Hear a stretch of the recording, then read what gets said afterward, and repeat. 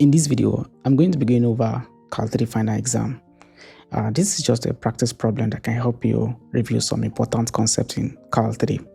I'm going to be solving each problem in an explanatory manner so that you can understand the concept thoroughly. So without wasting so much time, let's get started. Okay, so in this first problem, it says let S be the surface parameterized by the vector function R defined to be 3u plus v, 3 minus 3u, and 1 plus u minus 2.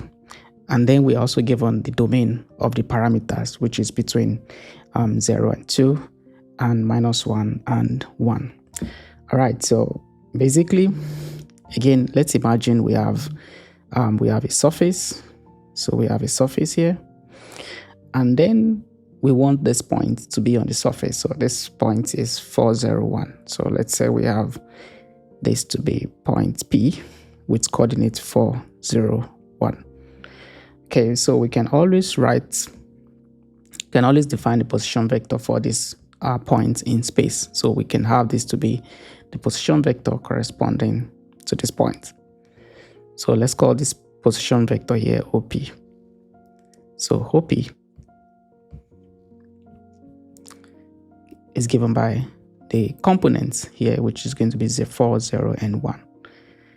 And also, one thing we have to take note here is that since this point is on the surface, and then we already parameterized the surface using this equation over here. So that means that for all the values between 0 and 2, of u between 0 and 2, and for all the values between minus 1 and 1, we would be able to generate this surface. Just take, for example, we will be able to generate this surface. Okay.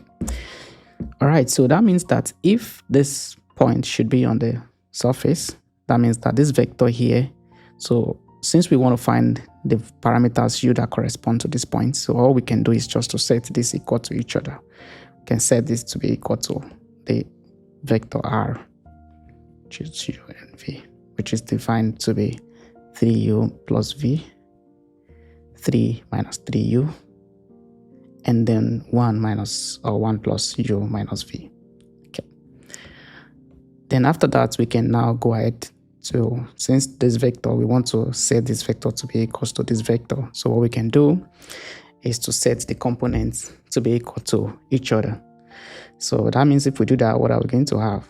That means we're going to have this to be 4 to be equal to 3u plus v.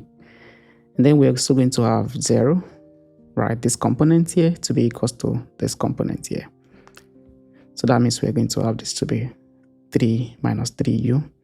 And then also we're going to have this to be 1 plus u minus v. Nice. Okay, now what we can do here is that we can solve this. Since we want to find the parameter u and v, we can solve this simultaneously. And to do that, here from this equation here, you can see that this is going to be 3 to be equals to 3u, which implies that u equals to 1. Then if you substitute 1, u being 1 here, that means we're going to have 4 equals 3 plus v. That implies that v is going to be 1. Okay, because if you bring 4 to the other side, we're going to have this to be 1. So that means we can write u or v to be 1. And then if you test here, if u is 1 and v is 1, okay, if u is 1 and v is 1, if we substitute it here, we're going to have 1 minus 1, which is 0, which this is true. So that means that the corresponding value or the corresponding parameters u and v that corresponds to this given point is going to be u equals 1 and v equals 1. Okay, so let's move on to the next problem. Or let's move on to the next sub-problem. So in this problem here, we are being asked to find the normal vector to the surface at point 401. So in this case, we want to find the normal vector. Again, let's just remind ourselves what we understand by normal vector. What do we understand by normal vector? Well, normal vector is, for example, if you have a plane, say you have a flat plane, okay, and you take a vector that is perpendicular to this plane. Okay, that vector is called a normal vector. So normal vectors are vector that is perpendicular to every point on a given plane. Okay, so but then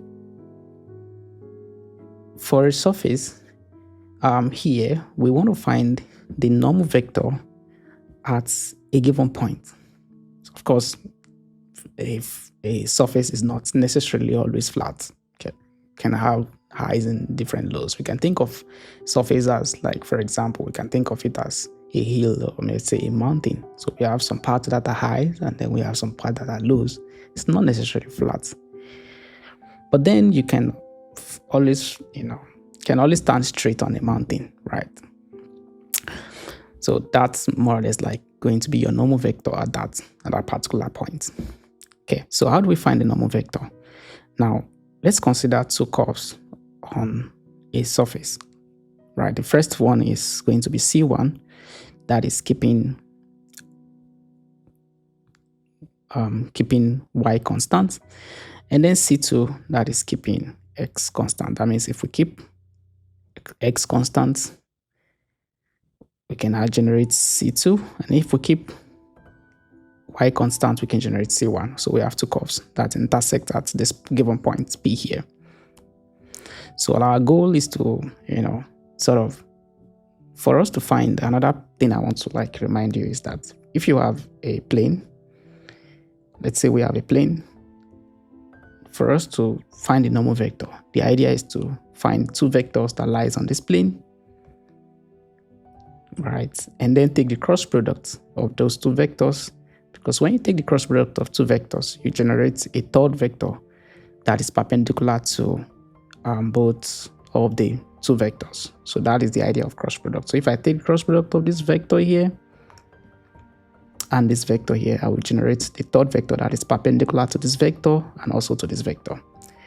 All right, so how do we find those two vectors? How do we find those two vectors that we can take the cross product and probably find the vector that is perpendicular to those two vectors? Well, the idea is this. We can find the tangents at tangent to the curve C1 and also find the tangent to the curve C2. And exactly what is that tangent? Well, the tangent is defined as, because we already parameterized our surface in this form, so we can use that idea to define our r sub u, which is going to be the tangent to the curve C1, which is given by the partial derivative of x components with respect to u, y with respect to u, and then z also with respect to u. And how about v, the other component, that is the vector that is perpendicular to C2? This is defined as di x with respect to v, di y with respect to v, and di z with respect to v. Okay, right. So what is my x, y, and z? Well, my x and y and z is just this, x, y, and z. Don't forget that your r, u and v is x, u, v, I, plus y of comma u, v, j, and then plus z, comma of u, comma v, k. Okay, that's the idea. Okay, so we can just take the partial derivative of this component. So that means if we do that, we're going to have my r sub u. So here I also need to point out that you're taking the derivative at u equals 1 and v equals 1, because you are finding the tangent at this point. You're finding the tangent at this particular point here. So you need to substitute the corresponding value for u and v, because the corresponding value at point of u and v corresponding to point 401 is u equals 1 and v equals 1. And that was what we solved in the part A of the problem. Okay, so we said this to be u equals 1 and v equals 1. All right. So what is my r sub u? Well, my r sub u can calculate that just directly from just taking the partial derivative. Okay, so if you take this as your x, again, So if we take this as our x and y and z, so I'm saying that x is 3u plus v, y is 3 minus 3u, and z is 1 plus u minus v. Okay, so if I should take the derivatives, just take derivative with respect to u, partially with respect to u, I'm going to have this to be 3. So let me write that with a lighter mark, 3. So if I take the partial derivative with respect to u here, I'm going to have this to be minus 3. How about this? I'm going to have this to be minus 1. Okay, that's correct. No, 1. Then I substitute u equals 1 and v equals 1 in here.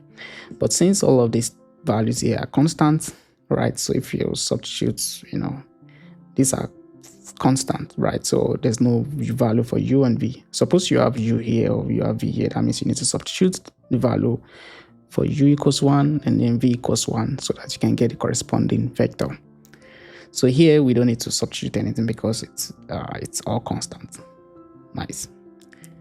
Okay, how about r sub v? R sub v is going to be, again, take the derivative like the way we did earlier. So you have this to be 1, and then you have this to be 0, and then you have this to be minus 1. Okay, nice. So we can go ahead and take the cross product of these two vectors. So if we take the cross product of this, that means we have this to be I, j, and k. And you have this to be 3 minus 3 and 1. You have 1, 0, and minus 1. Okay. Don't forget that the reason why we are taking the cross product of these two vectors is that, again, this is the vector that is tangent to curve C1, and this is the vector that is tangent to curve C2, right? Both of these vectors would lie on a plane, on a flat plane, which is called the tangent plane. And if I should take the cross product, I'm going to be able to get the vector that is normal to these two planes. Very important. Okay, I hope you understand the concept. So again, we have I.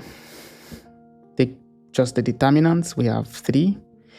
Again, how do we take the determinant? You plug this off, then you multiply this with this, which is minus 3. Then this is going to be minus 0. Okay, so let me write it out. Then you have minus j. Then you block this off. Then you also block this off. Okay, so you have minus 3, minus 1. So we have this to be, so let me write this, minus 1. And then the last point here, which is k, is going to be 0, minus 3. And then finally, I'm going to have the cross product r sub u cross r, vector r sub v. It's going to be what? 3i plus 4j and plus 3k. Right, nice. Okay, so let's move on to the next question. Now, we are now being asked to find an equation of the tangent plane to the surface at that point. First of all, let me remind you, what is the equation of a plane? Because we want to find the equation of tangent plane. What do you understand by equation of a plane? That's the first thing. Well, to generate a plane, or to generate the equation of a plane, there are two things involved. What are the two things? The first one is that we need to find what is our normal. What is the normal? Two things are involved in finding the equation of a plane. The first one is the normal vector. And the other one is the arbitrary, the given point, or let me say the initial vector. Okay, so now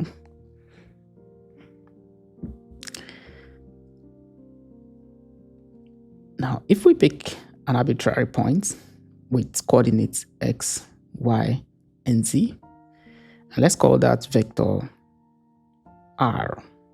Okay, so meaning that this vector here would be r minus r naught. Okay, so this is going to be r minus r naught. So this vector here would be r minus r naught. So let me write it out clearly, r minus r naught. Okay, so just using the triangular law of vector or triangular rule of vector. So we can have this dot vector to be r minus r naught. So what do you notice? You notice that this vector here, because it lies on the plane, would always be perpendicular to the normal vector. Okay, that's how we are able to have RD. So we can write that the equation of a plane is given by the normal vector, dot product of the normal vector, and r minus r naught. Okay, so what is the component of this? This is A, B, C, and then what is the component here? This is going to be x minus x naught. Okay, because again, my r naught, the component of my r naught is x naught, y naught, and z naught. This is component for the vector r naught. So if I do these components component-wise, if I subtract them from component-wise, I'm going to have this result: y minus y naught, and then z minus z naught. All right. So again, this has to be perpendicular to each other, so this is going to be 0. So if I should take the dot product in this case, again, don't forget that we want to find the equation of tangent plane. And when you're finding the equation of tangent plane, just as a reminder, this n is known as your normal, the vector that is normal to the plane. All right. So what is the vector that is normal to this plane? Well, the vector that is normal to this plane is what we've calculated earlier here, which is this vector here. And you can normalize it. You can decide to normalize it. You can decide not to normalize it. It's still the same thing. Okay, as long as it's a vector, it's still the same thing. All right. So again, we have this to be 3, 4, and 3, and then we have this to be x minus x naught. So what's our x naught? Which is 4, y minus 0, and then what else? Z minus 1, which is going to be 0. Then you take the products, you have the inner product, you have, or the dot product, you have x minus 4 plus 4 multiplied by y minus 0, then plus 3 multiplied by z minus 1. Again, we can finish the algebra. We are going to have this to be minus 12 plus 4y minus 0 and plus 3z minus 3 equals 0. So this is 3x plus 4y plus 3z equals 15. So this is going to be the equation of the tangent plane. Okay, I hope you understand how we're able to find the equation of tangent plane. Okay, we just find the normal vector, and then we pick the points and we're able to write it just using this formula over here, which is very important. Okay, so let's move on to the next question. So here we want to compute the surface area corresponding to the parameter in the domain. So we want to compute the surface area.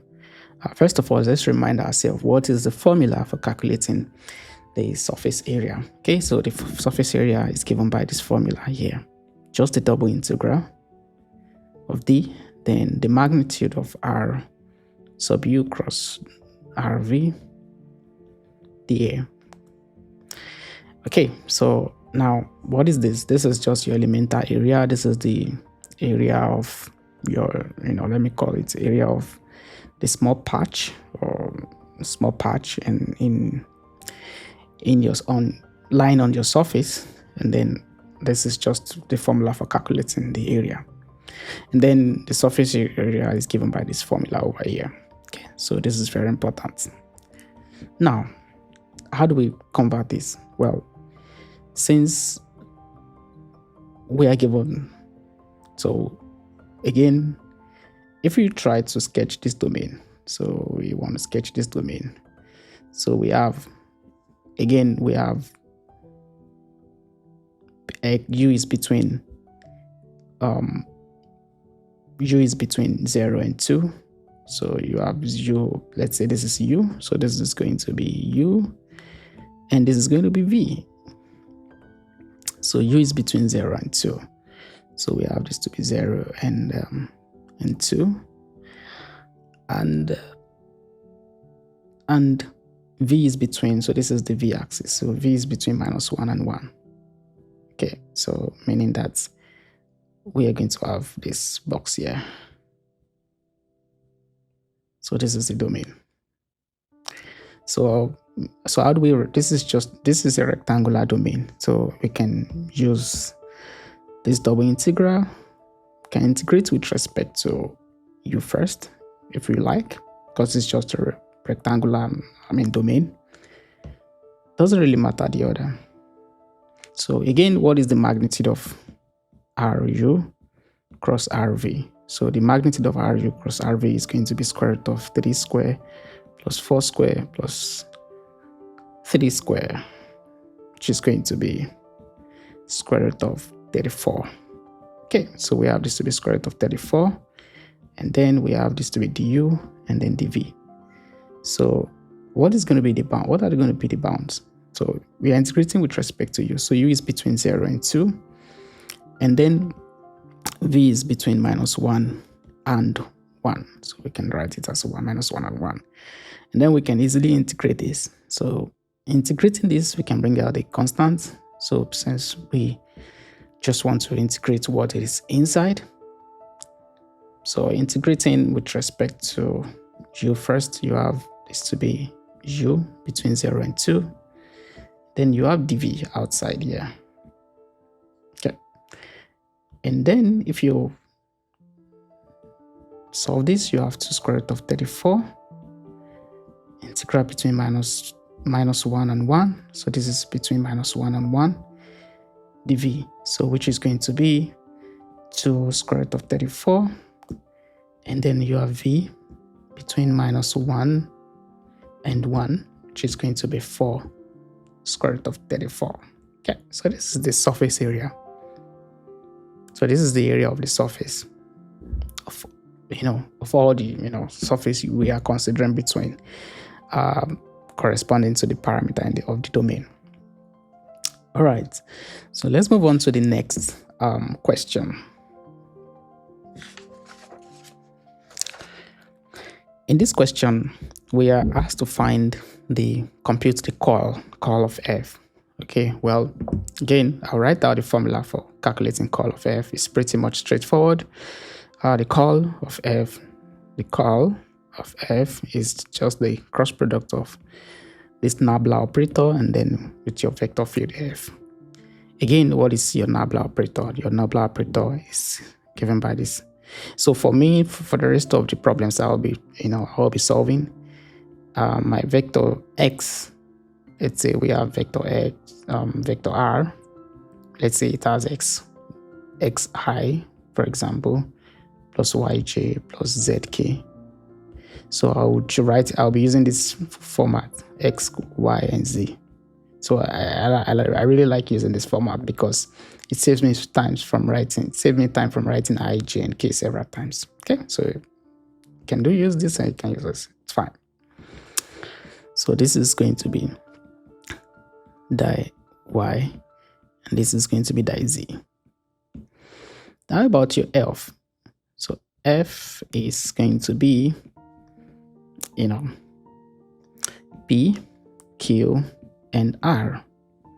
Okay, so p is the components corresponding to the component, the x component. Let me say the components.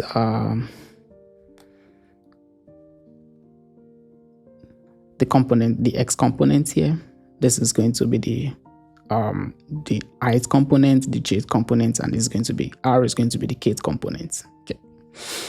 All right. So what is going to be the cross product in this case? The cross product is going to be, so here we have I, j, and k.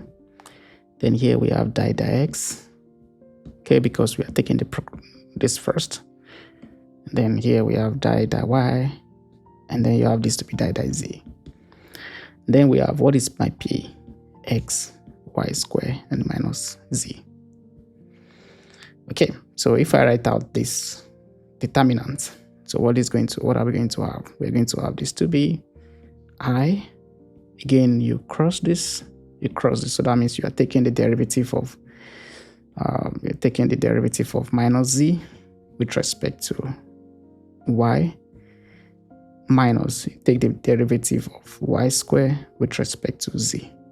Okay, so I cover this, then I take this minus this.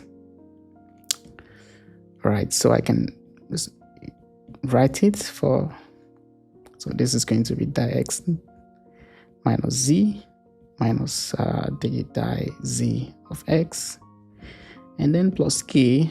Again, you cover this. Again, just to remind you, if you are taking the j component, you multiply by negative, so don't forget you multiply by negative. I mean, that's just the way of taking determinants. Okay, so again, k component, you block this off, so you take the derivative of y squared with respect to x, then minus derivative of x with respect to y, a partial derivative of x with respect to y. So here we have the derivative of y squared with respect to x minus by the partial derivative of x with respect to y. Okay, and then if you simplify all of this expression, we are going to have this to be, so this is 0, this is 0, this is 0, this is 0, this is 0, and this is also 0. So you have 0i plus 0j plus 0k, so which is just let me say this is going to be 0 vector. Okay, there's a difference between 0 and 0 vector. This is 0 vector, meaning that all the components are 0, and just ordinary 0 means you have 0 as a scalar. Okay, nice. So let's compute the divergence. The divergence of f, the formula, right? The divergence of f is given by the dot product of this with f, the enabler operator with f, which is just the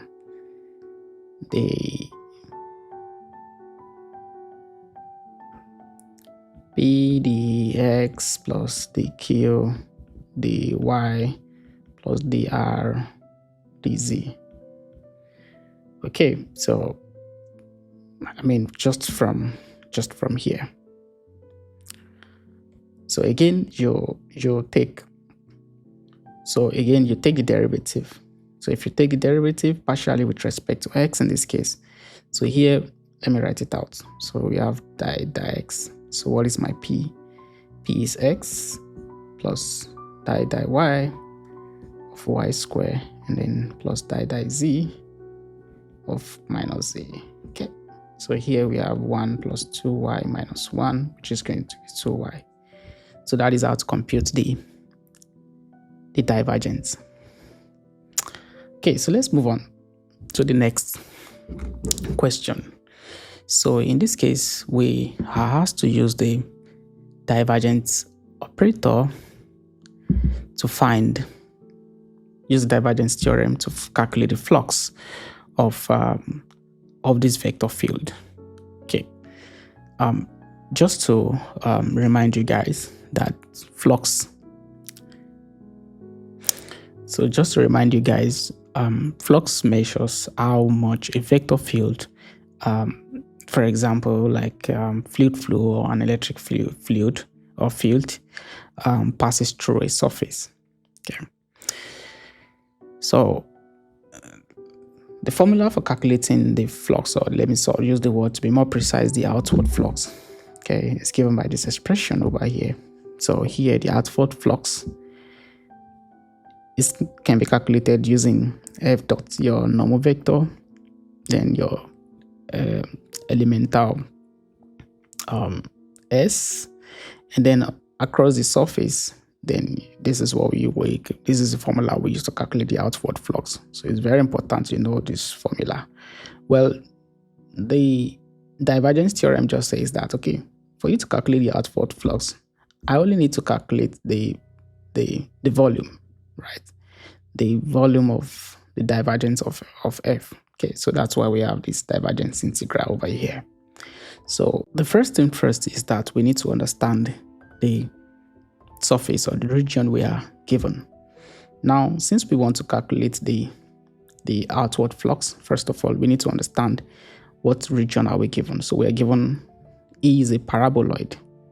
So E is a paraboloid given by this equation, x squared plus y squared plus z equals 5. And this plane, x equals 0, y equals 0, and z equals 1. And then we also have for x greater or equals to 0 and y greater or equals to 0. I must say that one of the most challenging things about solving this kind of problem is, visualizing the region. And I must admit that it's quite challenging, but it's not very difficult. We can understand it. So how do we graph this paraboloid? Well, first of all, you need to check something. Well, I like to draw my Cartesian first, my Cartesian plane somewhere, just for me to be able to keep track of what I'm doing. Oh, no, that. So this is my x, this is my y, and this is z. Okay, so I ask myself if we are given x squared plus y squared plus z to be equals to 5. So what does it imply? This implies that my z equals 5 minus x squared minus y squared. So since this is a surface, I want to have it as z equals f of x y. So this is the form I want to write it. I want to keep it since it's a surface. Okay, so again, this is a paraboloid. Paraboloid comes from the word parabola. Parabola has this form, it's either this or this. Okay, so now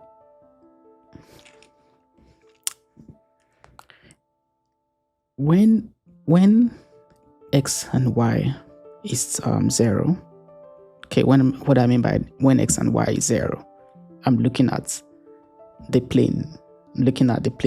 This plane x and y here, the xy plane. So if you are,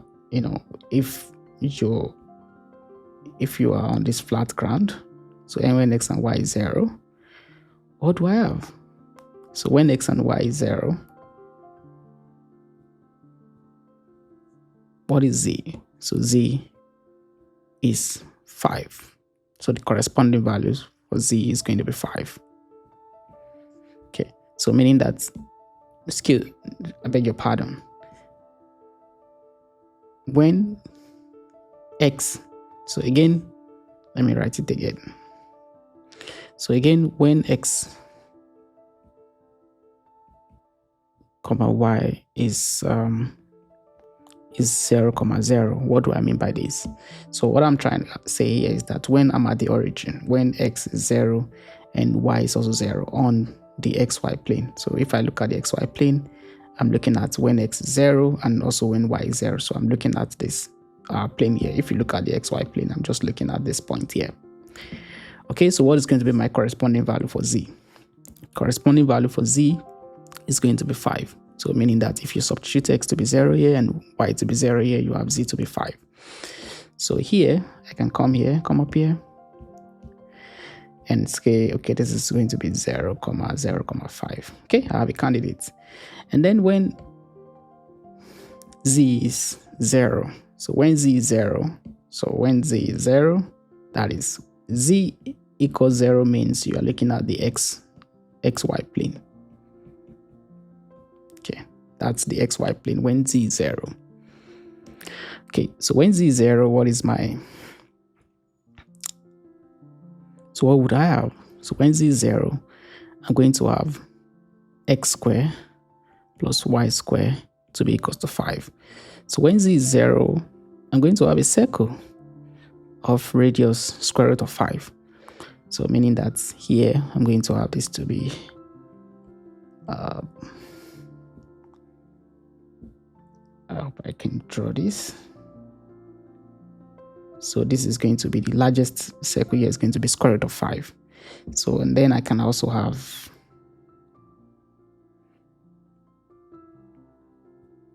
this.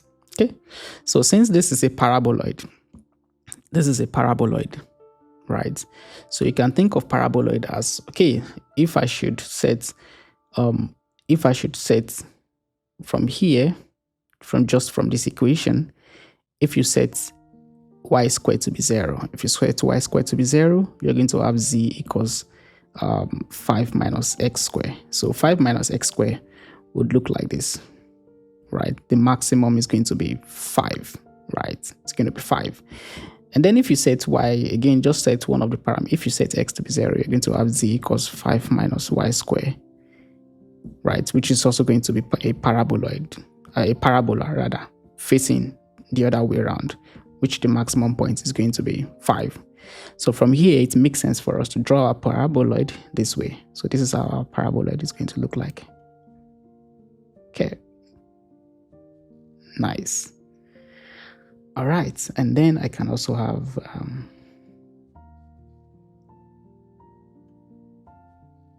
okay, so this is how it's going to look like.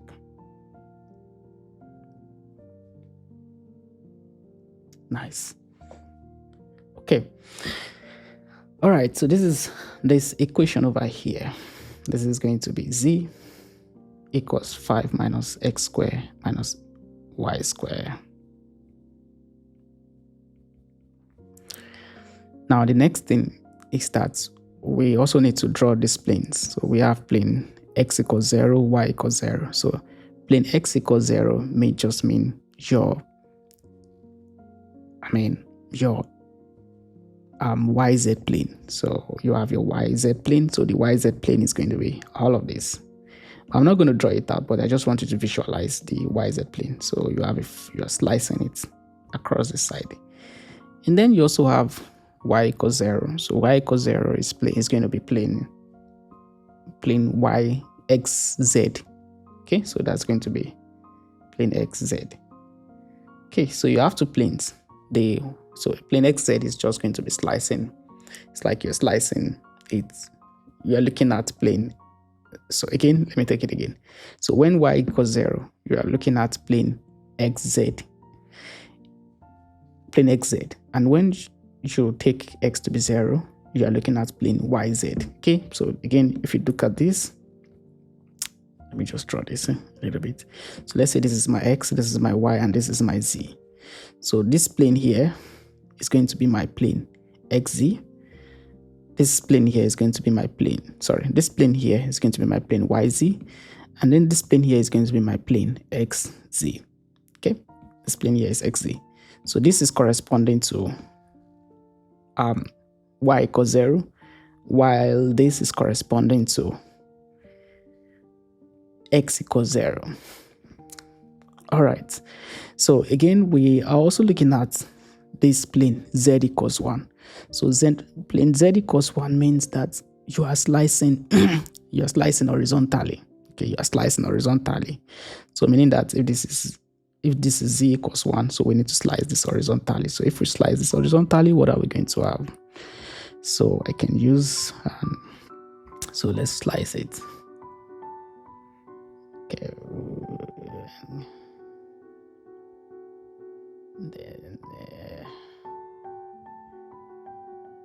Okay, hope you're able to understand what I'm trying to do here. So I'm slicing this horizontally. Okay, nice. So what do you notice? Okay, so another thing is that we are also looking at when x is greater or equals to 0 and y is also greater or equals to 0. So we are only looking at the first quadrant, because if you look at the xy plane, we have the parts when x is greater or equals to 0, which is going to correspond to this axis here, and then this axis here. So we are looking at just this first quadrant here. That's the meaning of this condition here. So again, I'm not going to really draw that. I just want you to visualize that. Okay, so we're only looking at this region over here. So invariably, so because of this plane here, again, we are looking at a region bounded by this paraboloid and this plane here. So we have this paraboloid here, and then we also have this plane here. So meaning that if this plane is intersecting, if this paraboloid is intersecting this plane, definitely you are going to, if you project this paraboloid on this plane, you're going to have a circle formed here on this plane. So let me draw that with a red marker. Okay.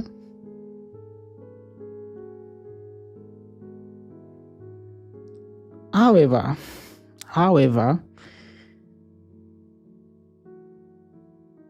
the circle here, the circle down here, is going to be bigger than this circle here, or just saying that this circle here is smaller than the circle here. Well, the explanation is based on, just from your physical observation. That is, if you have, for example, let's say I project, like, you on your torchlight to this wall, right? You would be able to cover a larger area. If you shift this line here a little bit closer, right, you're going to have this to be a smaller, you're going to have a smaller image being formed here, right? So that's the idea of what is going on in between this and this. So that's the idea of what's going on here. So that is also going to play out when we want to write out the integral. Okay. Now, the other thing I want us to take note here is the quadrant. So basically we are looking at this first quadrant here. So we are looking at everything in this first quadrant. Okay, so this is what we are solving for, because we want x to be greater than 0 and y also to be greater than 0. Okay. So how do we solve this? So we want to use the cylindrical coordinate, okay, because here we can just use the cylindrical coordinates, not spherical coordinates in this case, because it will be difficult for us to find for spherical coordinates we have the rho, we have the theta, and we have the phi. So it will be challenging for us to use the phi in this case. But the best way to solve this is to solve this using cylindrical coordinates.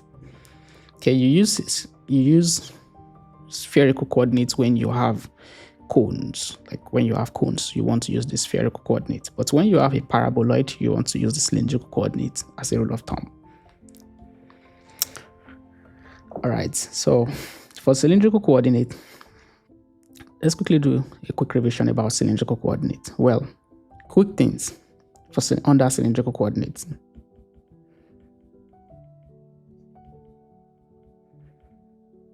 Well, the first one is that my x is r cos theta, y is r sin theta, and then z is just your normal z. Then your theta is arctan of y divided by x, and also my dv is what in Cartesian coordinates is dz, dx, dy. So again, you use the polar to write this. The polar form of dx dy is r d theta. So you end up having this to be r dz dr d theta. So it's very important for you to remember that your dv in cylindrical coordinates is r dz dr d theta.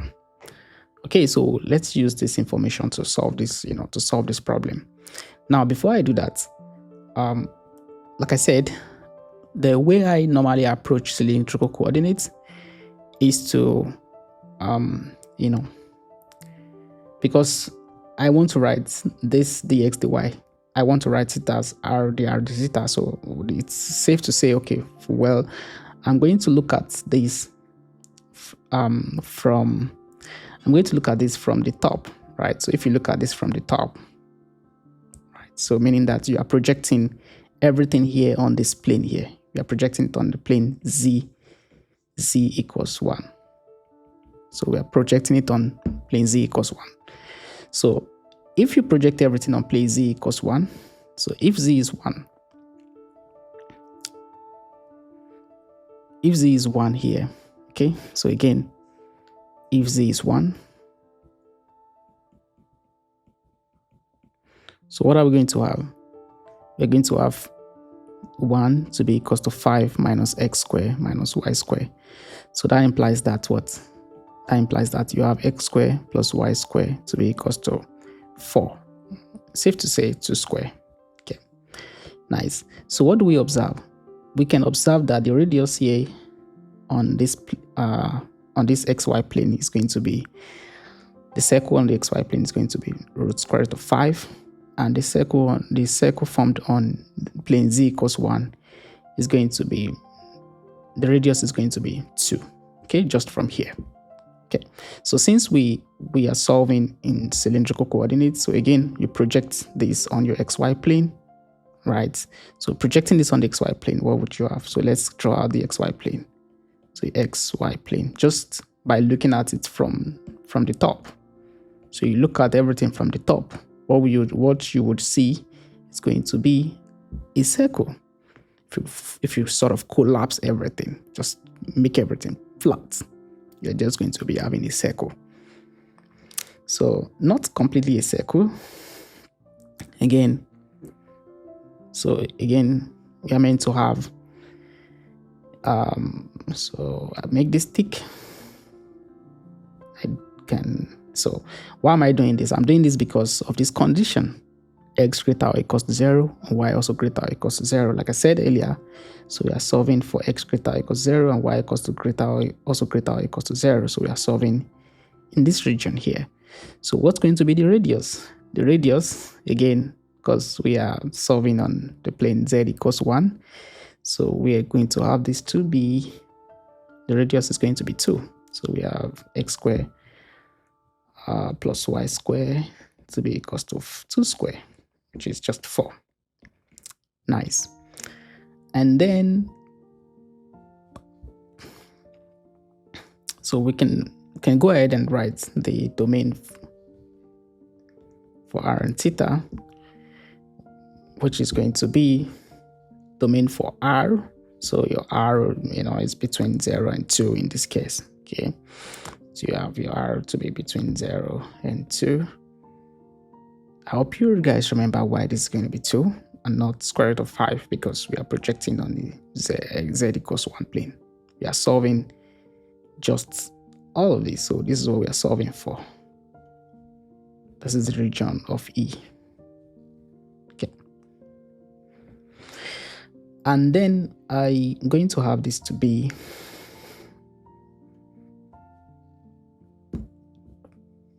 so what's going to be my theta? So my theta, angle theta, is going to, from 0 here to, this is going to be pi over 2. So this is going to be 0 less or equals to r theta less or equals to pi over 2. Yeah.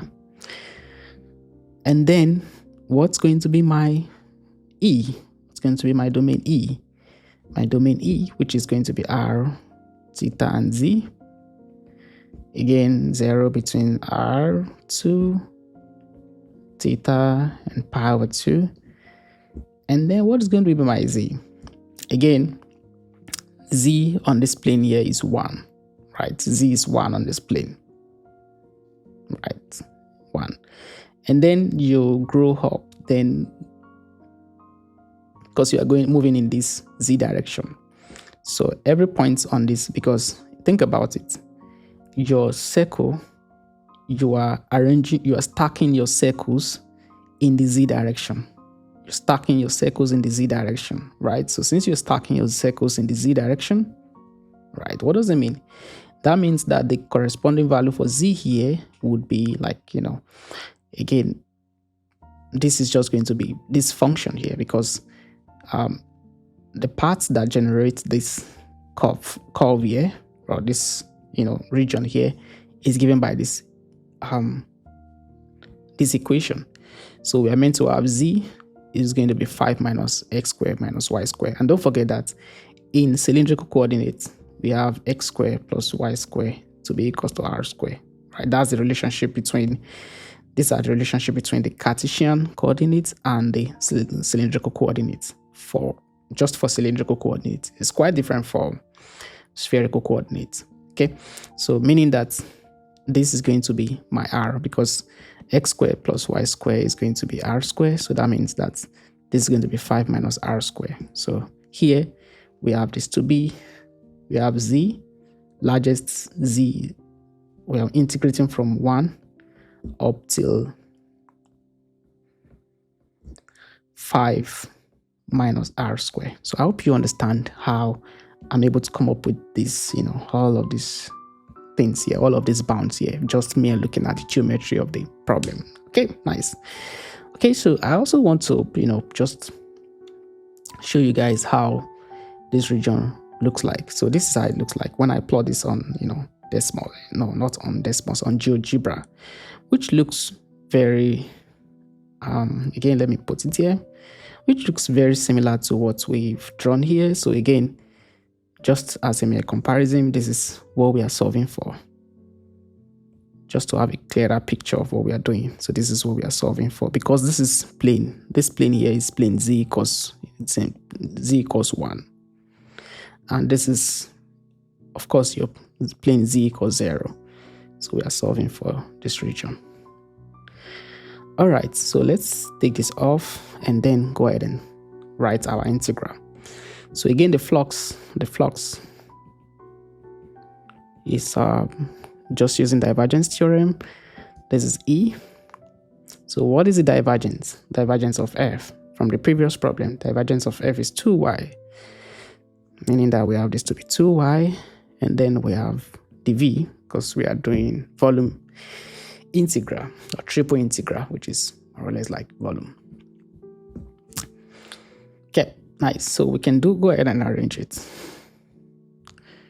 So here I have so what is y? Y is r sine theta. So I have this to be 2r sine theta. And then what is my dv? My dv is r d z dr d theta. Don't forget, this is very, very important. Your dv is going to be r dr dz dr d theta. So I'm integrating with respect to z first. So that what is the bound for z? So I come here, I write the bound for z, which is between 1 and 5 minus r. And also, I also write the bound for r, which is between 0 and 2. And then the last bound here is going to be between 0 and pi over 2. Okay, so I can now go ahead and, calculate this integral here. So let's just go ahead and calculate this integral. Again, first, I, multiply this together just to have it in a more compact form. So I'm going to have this to be 0 to pi over 2, 0 to 2, 1, 5 minus r, 2r squared sine theta. And then I have this to be dz, dr, d theta. So I'm integrating this with respect to z first, okay? I'm integrating this with respect to z. So this doesn't contain z, so it's just going to be 0 to pi over 2, 0 to 2, 2r squared sine theta multiplied by z between 1 and 5 minus r, dr, d theta. Okay, just normal integration. And then I have this to be pi over 2, 0 to 2, and what else? So here I'm going to do z is 5 minus r minus 1. This is going to be 4 minus r. So that means I'm going to end up having this to be 2r squared sine theta. Then this is going to be 4 minus r, just by substituting this bound in z here. If you substitute z to be 5 minus r, and then minus substitute z to be 1, you have this to be 4 minus r. Then you have the r theta. So the next thing is to integrate with respect to r. So before we do that, we need to, simplify this first. So we have sine theta multiplied by, so if you expand this, so I'm meant to have this to be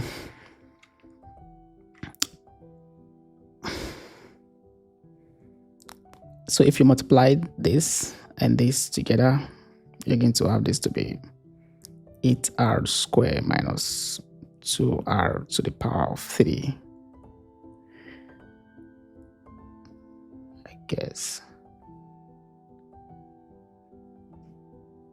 To the power of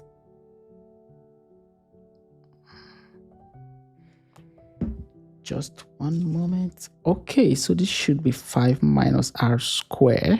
Okay, so this is 5 minus r squared, my bad, because this is, again, this is 5 minus r squared. Okay, so this is square here, and then this is square here. So you need to keep track of, what you're solving so that you don't make mistakes. So this is supposed to be 4 minus r squared. So now we have this to be 8 minus r squared. Yeah, that's correct. And 2r to the power of 4 dr d theta. So this is correct now. So we can go ahead. Okay, this is what I even have here. That's correct. Nice. And then I have this to be 0 to pi over 2, 0 to 2. Here, I'm integrating with respect to r, so I can keep, in fact, since this is independent of r, so I can write this as sine theta d theta, and then 0 to 2 of 8r squared minus 2r to the power of 4 dr. Yeah, this is correct. And then if I integrate sine theta, I'm going to have this to be negative cos theta between 0 and pi over 2. And then here, I multiply it by 8r to the power of 3 divided by 3 minus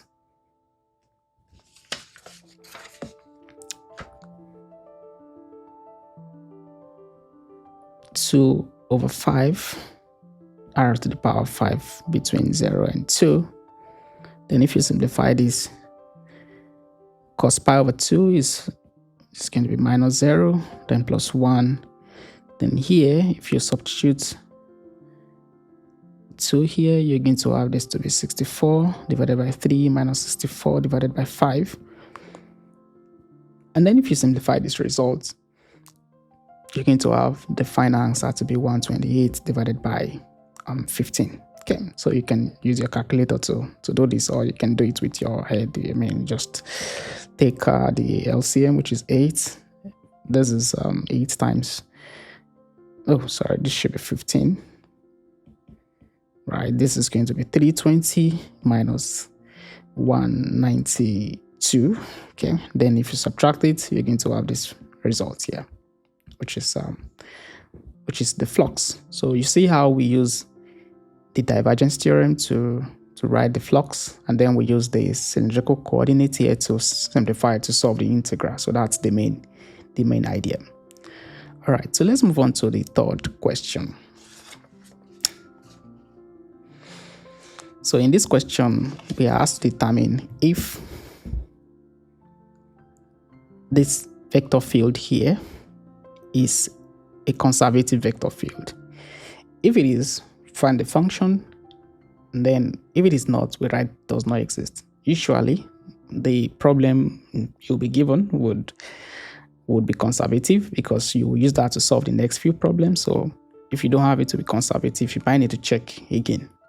Okay, so let's check. How do you check if a vector field is conservative? Quite straightforward. All we have to do is to take the partial derivative of p with respect to y, then check if it is equal to partial derivative of q with respect to x. So if it is equal, then they are going to be conservative. If it is not, then it is not conservative. Like I said, usually it is going to be conservative. So you have to take note. So what is my p? P here is the ith component, then q is the jth component. Right. Okay, so again, we have our p to be x to the power of 4 xy squared, and then we have q x squared y plus y squared. So if you take the partial derivative of p with respect to y, what would you have? You have this to be 2xy Then if you take the partial derivative of q with respect to x, you have this to be 2xy. So we can see that this is equal to this, therefore it is conservative. Okay, so there you can say, you can just write hence. So since the p, the y equals the q, the x, so we can say therefore it is conservative. Okay, now since it is conservative, what we need to do next is to find this potential. Okay, because if it is conservative, then you can always find a scalar function such that when you take the grad of that scalar function, you have your vector field. So how do we find it? Well, it's quite straightforward. Again, we want f, which is just x squared to the power of 4 plus x y squared. Then here we have x squared y plus y squared. Okay, this is this is f. I want it to be equal to the grad of f. So what is the grad of f? Grad of f is the f, the x, and then the f, the y, since we have just two components. So that's what we're going to have. So if we set this to be equal to each other, so what are we going to have?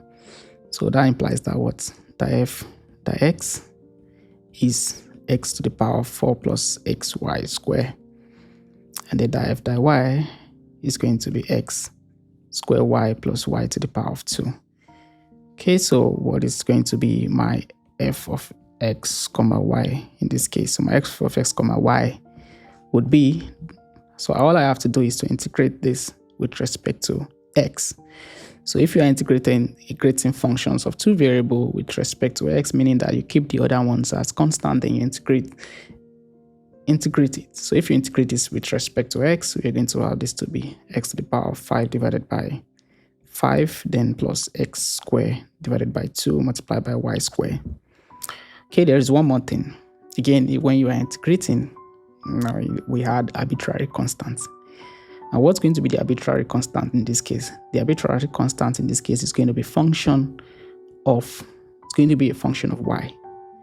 Why did I have to write it this way? Well, again, if you take the partial derivative of this function partially with respect to x, so since this is just purely a function of y, taking the partial derivative of purely function of y with respect to x would result to 0, and then you come back to this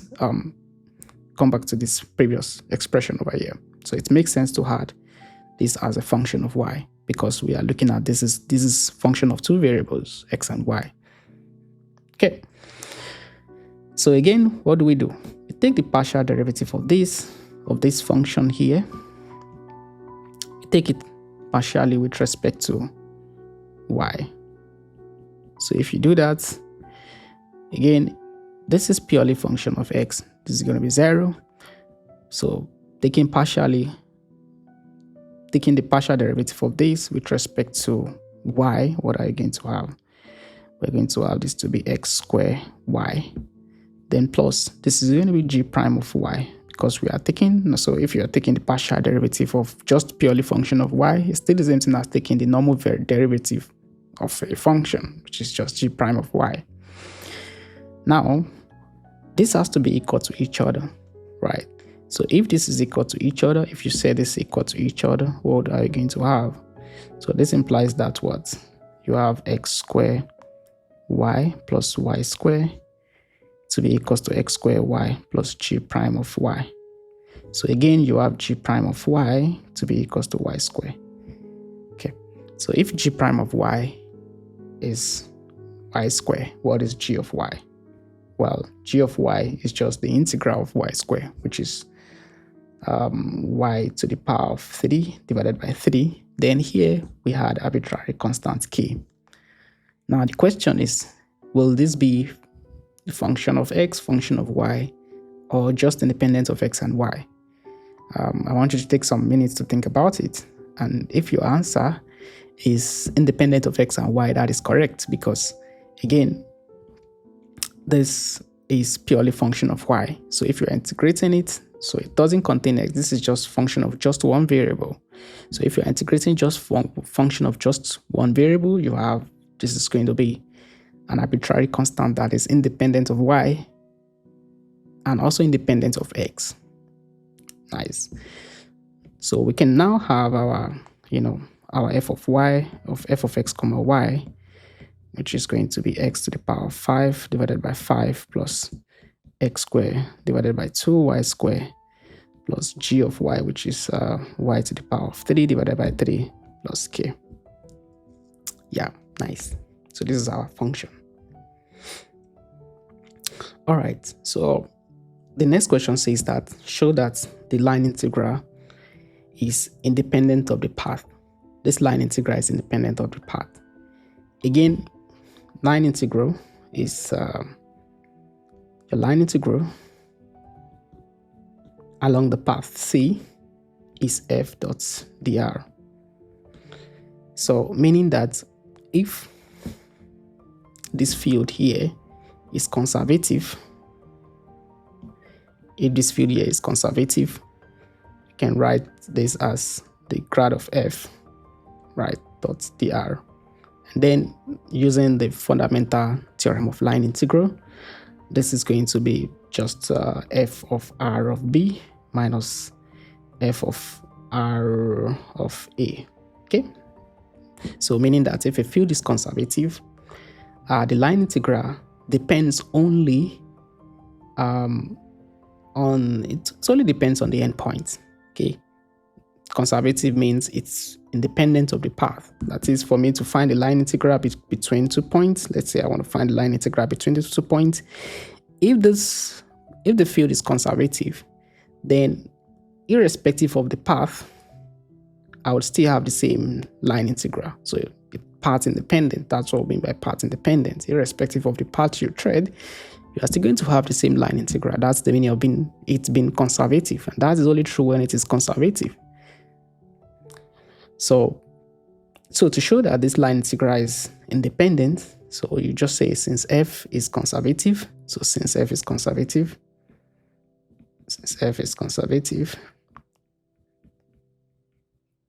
okay, this line integral is going to be independent. That's all. 2 point gone. So since f is conservative, the line integral is always going to be independent. It's going to be independent of the path. Integral is always independent of the path.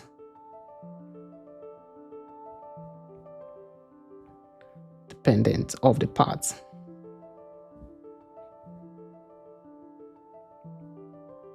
Okay, nice. Oh, let me write it out here. Dependent of the path. Okay, so the next question says we should use the fundamental theorem of line integral to calculate the work done by force. Again, the work done by force, is the path multiplied by f dot dr. Okay, so if this is conservative, since f is conservative, again, you can write it as f dot dr, and then using your fundamental theorem of line integral, this is f of r of b minus f of r of a. So what is r of b?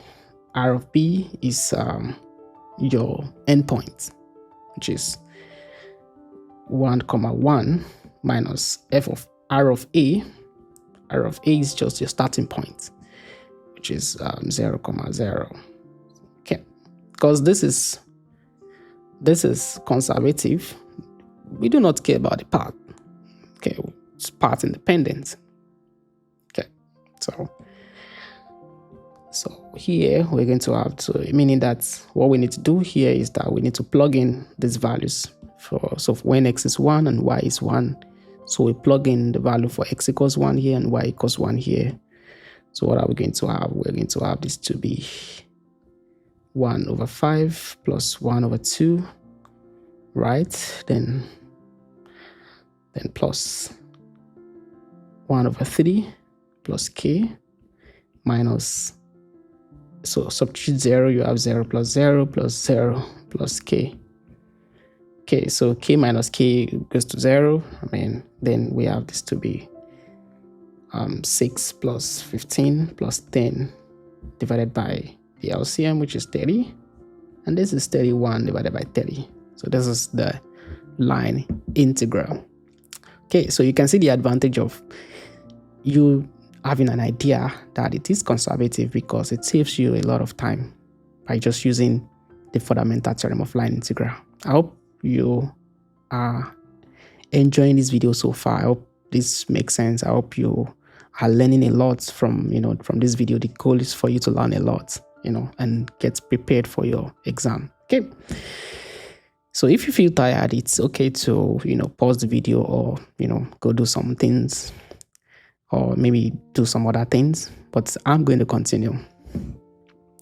So let's move on to the next question.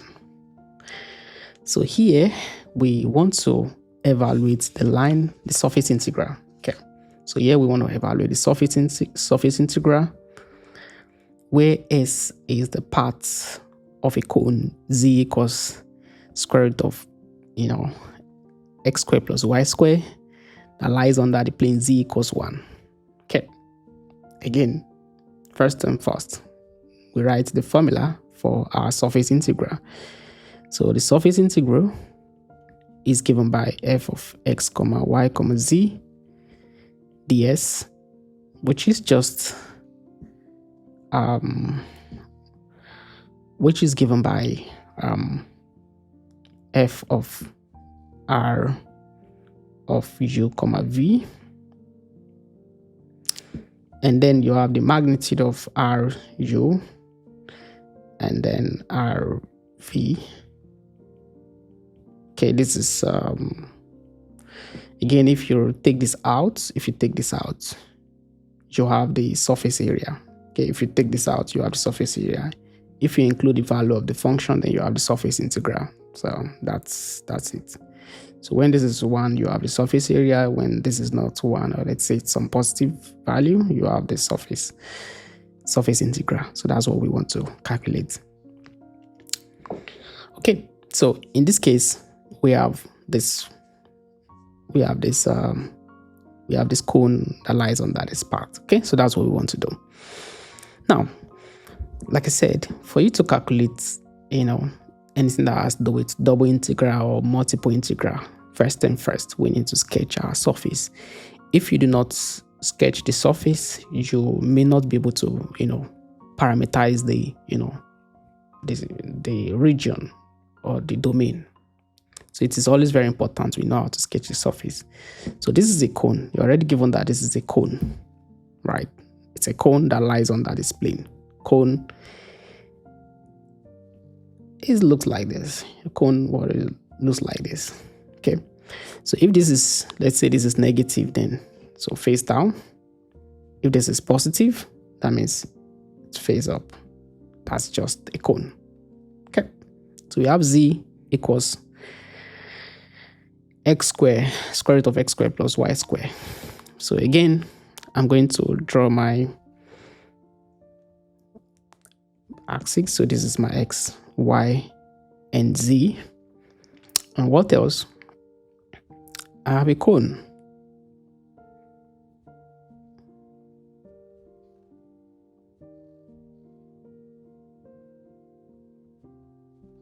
Nice. So this is a cone. So this is z equals square root of x squared plus y squared. Okay, this cone grows, it grows all the way up. It's open, so it grows all the way up, really, really big. But then you have a upper bound here, which is plane z equals 1. So plane z equals 1 is the top of the cone. So that means that you have this to be the top part of the cone, which is just going to be, so we can draw this to be the upper part of the cone. Okay, so let me assume that, okay, let's say this goes all the way up. This goes all the way up. So So here should be the top part of the cone.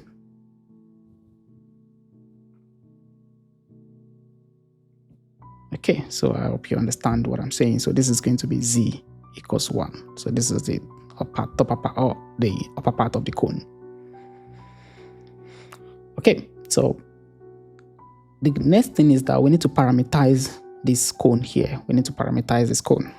So to parameterize the cone, it's quite straightforward. So you have your r of u and v. So your r of u and v, you have your u components, right? So here I'm setting x to be u, y to be v.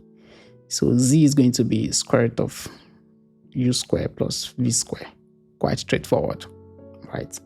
So you have your x component, which is u, your y component, which is v, and then your z component is going to be square root of x u square plus v square.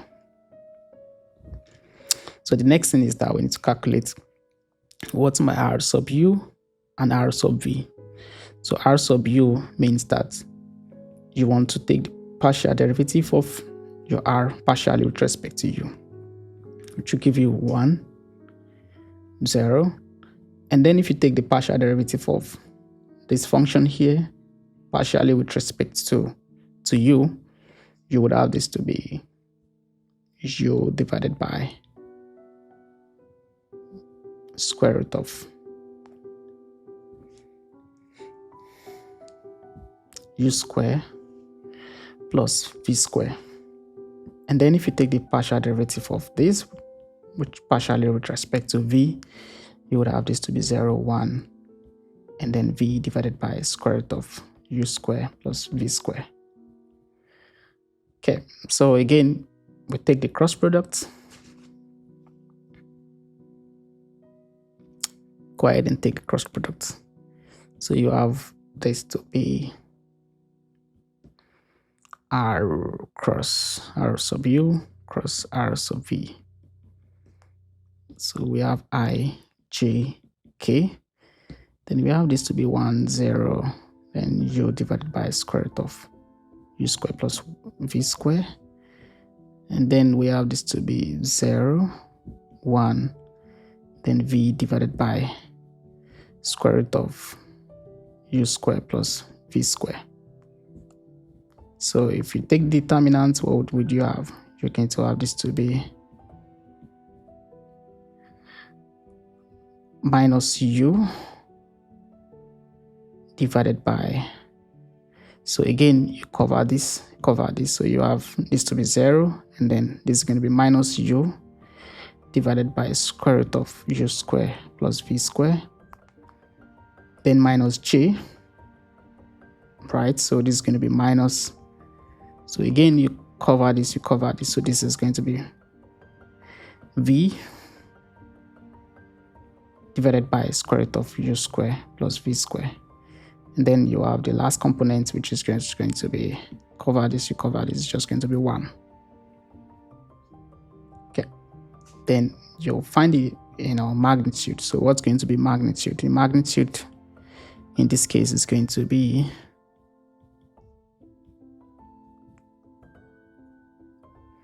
the square root of, again, you square all these components. So you have u square divided by u square plus v square, then plus v square, u square plus v square, then plus 1, which is going to be square root of u square plus v square divided by u square plus v square plus 1, which is square root of 1 plus 1, which is square root of 2. Okay, nice. We have this result here. Okay, next thing is to convert this to, we need to convert, because this is my f, this f of x comma y comma z is this, right? So your f of x comma y comma z is x square plus y square, everything multiplied by z square. Okay, so all we have to do is to substitute x to be u, y to be v, and then z to be whatsoever we have here. Again,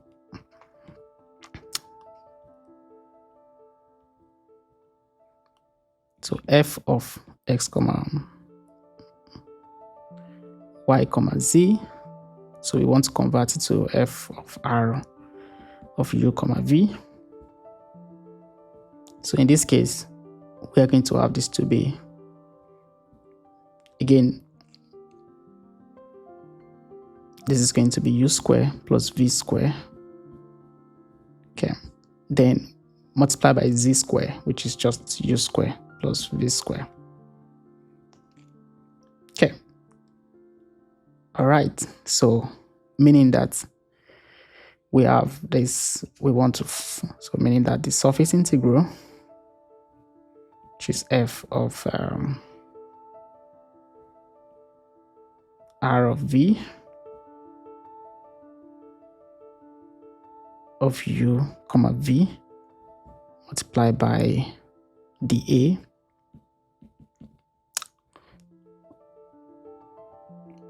which is your domain.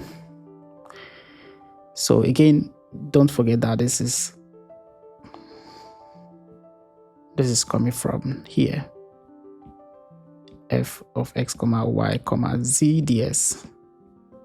So here is saying that the surface integral, right, is just you projecting your surface on your xy plane. You just have to project this. This d means that you project whatsoever you have on as your surface here, right? All your surface, you project everything on the xy plane, right? You project it on the xy plane, right? So if you project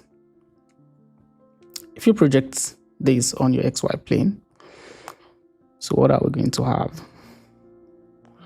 We're going to have a circle of what? Of radius 1, because the highest point here is z equals 1. So meaning that if you substitute z equals 1 here, in here, you have 1 to be equals to the square root of x squared plus y squared. So meaning that your circle is of radius 1. So meaning that we have this to be radius of circle of radius 1.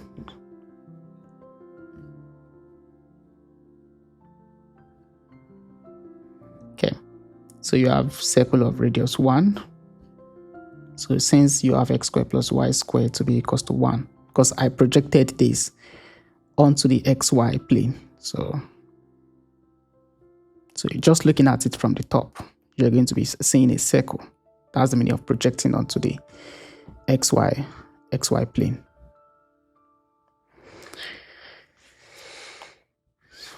So again, so here we have this to be the double integral in D. So here you have the u square plus v square multiplied by u square plus v square. So this is just coming from me trying to write this as a function of this u and v here, just using this parameter over here. And then this is going to be my d square root of 2 dA. Okay, so here we can just use polar, right? Since we have a circle, we can just use a polar. So your dA becomes r dr d theta. And then what else? So since we are using x squared, since for polar, u squared plus v squared has to be what? R squared, right? Because we are looking at the domain u and v. So here we can just change this to be u squared plus v squared equals 1, because we are saying that x squared equals to, is u, x is u and y is v. Quite straightforward. Okay, so our dA changes to r dr d theta. Now, since we already made our u squared plus v squared, which is r squared, defined in this form, so here we are saying that u squared plus v squared equals r squared. So if we substitute that in here, we're going to have this to be r squared multiplied by r squared multiplied by square root of 2. And then if we substitute the bounds, again, since we are using polar coordinates and we are considering the domain D, which is the whole circle, that means I'm going to have this to be the double integral from, because this radius is 1, so we have d. So let's write the domain for d first of all. So the domain for d would be for a circle. So the domain for d, which is we are converting to r and theta. So r is going to be between 0 and 1, and theta is going to be between 0 and 2 pi, because the angle in the circle is 2 pi. So meaning that we can write the double integral, which is going to give us between r is between 0 and 1, and theta is between 0 and 2 pi. And then I can substitute all of this as whole expression in here. That means I'm going to have this to be r to the power of 4 multiplied by r, or multiplied by square root of 2. So square root of 2 is coming from here. So when we take the magnitude of this, we have square root of 2, so which we calculated here. So if you substitute that in there, we're going to have this to be r dr d theta, and here we can sort of multiply r to the power of 4 multiplied by r. So we have this to be the double integral from 0 to 1, 0 to 2 pi, r to the power of 5, and then I can bring r square root of 2 outside. Then I have this to be r dr d theta. So I can separate the integral to be square root of 2, 0 to 2 pi, d theta multiplied by 0 to 1, r to the power of 5 dr. So of course this is going to be square root of 2. If you integrate d theta, we are going to have theta. Then if you substitute the bound 2 pi, you're going to have that to be just 2 pi. Okay, so we have this to be 2 pi. And then if you integrate r to the power of 5, so r to the power of 5, if you integrate it, you're going to have r to the power of 6 divided by 6. And then if you substitute 1 in here, we are going to have this to be 1 by 6. Then if you simplify this, we are going to have this to be square root of 2 pi divided by 3. Okay, so this is the final answer. So we can move on to the next question.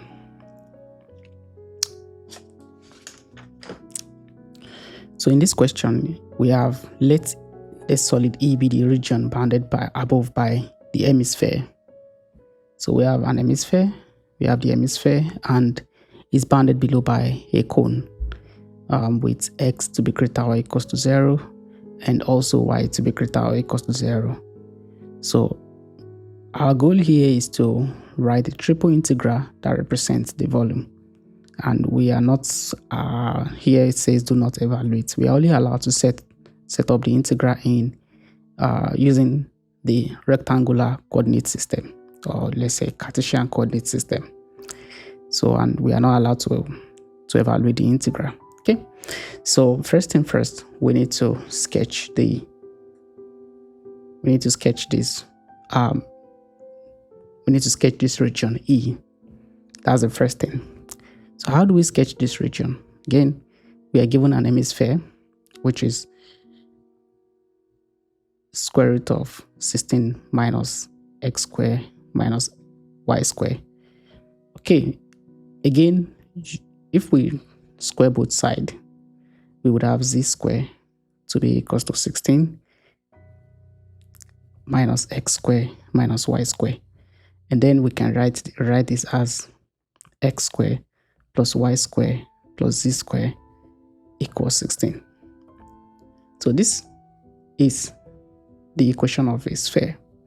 So if you have z to be square root of 16 minus x squared minus y squared, so this is going to be an hemisphere. So hemisphere in the sense that this is going to be the positive. Positive means that you have the upper part, and then negative, if this is negative, means you have the lower part of the hemisphere, which gives you the complete sphere. Okay, so here we have hemisphere because this is positive, so we are considering the positive part of Z. Okay, so meaning that, again, let's draw our Cartesian system. So here we have the x coordinate, the y coordinate, and the the x-axis, the y-axis, and the z-axis. So here we have an hemisphere. So again, I'm just going to sketch the hemisphere. So what's going to be the radius of the hemisphere? Obviously 4. Okay, so meaning that here, so we have a circle of radius 4. Okay, and then this is also on the x-axis. You're also going to have 4 here. So you are going to have 0, 0, 4. So here. Okay.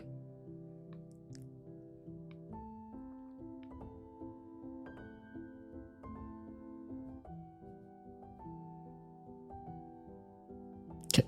So this is my hemisphere. All right. So this equation here represents, this graph here represents z equals square root of 16 minus x squared minus y squared. Okay, and then we also have a cone. So this is a cone that is of, the equation of the cone is given by this. So here we have a cone, z equals square root of 3x squared plus 3y squared. Okay, so again we have a cone. So a cone, like I said, like I explained earlier, if this is just square root, if you have z equals, for example, x squared plus y squared, so this is going to be a cone of this is going to be a cone that is facing up. If this is negative, this is going to be a cone that is facing down from the origin. Okay, so if it is positive, this means that this is going to be a cone that is facing up. So we have a cone here.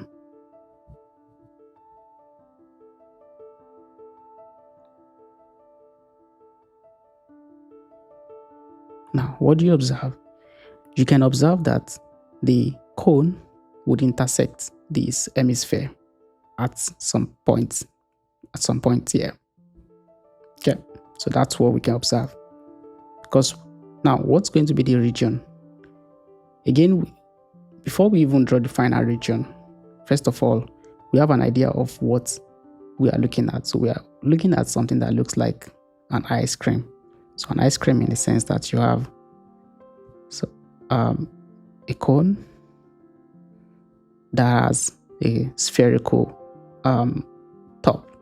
So that's what we are looking at. Okay, so this is the region we are looking at. However, we are not done considering all the regions. So here we are given x to be greater or equals to 0 and y to be greater or equals to 0. So what does that mean? That means that if we divide the cone into 4 parts, so the positive part is what we are considering. So because if you divide this into 4, we would have just something like this, okay? Something in this region, this part here, this first quadrant here. So we are looking at all the part of the cone that lies in this region here, because this is x greater than 0. This part is x, this region here is x greater than 0 and y also greater than 0. So we are looking at the part of the cone that lies in this region here, and also the part of the hemisphere that lies in that region. Okay, now since we want to write this using the rectangular coordinate system, first of all, we need to find the point of intersection, because this is the point, this is the region we are considering. We are not considering all the parts, we are only considering this part of the cone and the hemisphere. The cone is this, the hemisphere is the spherical part, of this region here. Okay, so again, like I said, like I explained earlier, that this cone is going to intersect this hemisphere at some point. So we want to find that. We want to find that equation. So if this cone intersects the hemisphere, that means that z has to be equal to z. So this z here, we need to equate this equation. We need to equate this equation of hemisphere and the equation of cone together. So if we do that, what are we going to have? So equating to find the point of intersection.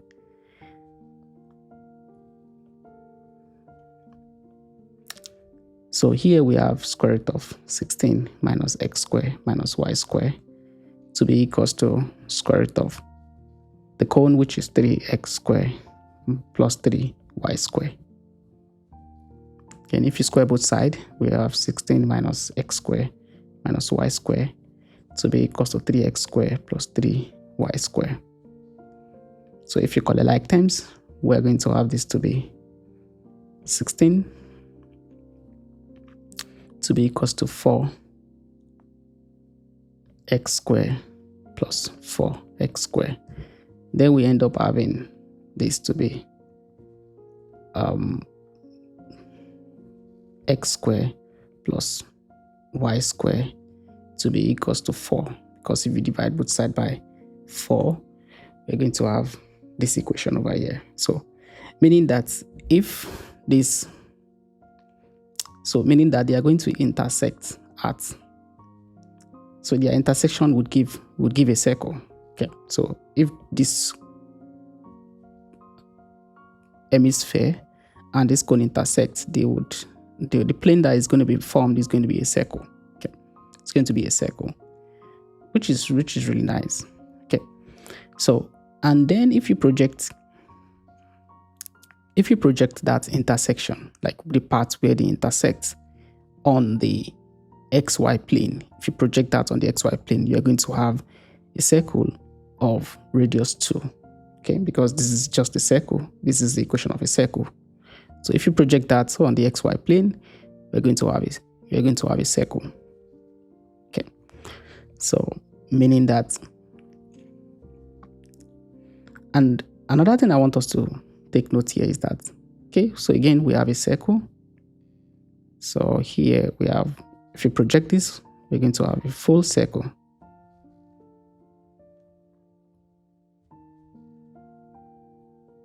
However, I am showing this as cut lines because we are considering the region x greater or equals to 0 and y greater or equals to 0. So x greater or equals to 0 and y greater or equals to 0 is this region over here on the xy plane. So I'm only looking at the first quadrant in this case. So meaning that if I'm to write my region E, so my region E, which in x, y, z coordinates, in rectangular coordinates, so what's going to be the domain for, again, what will be this equation over here? The equation here is defined by this equation here, right? Because when this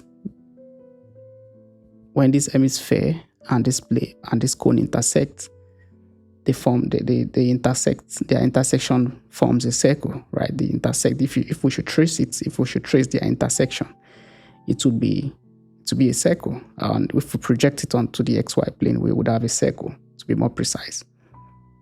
Okay. So meaning that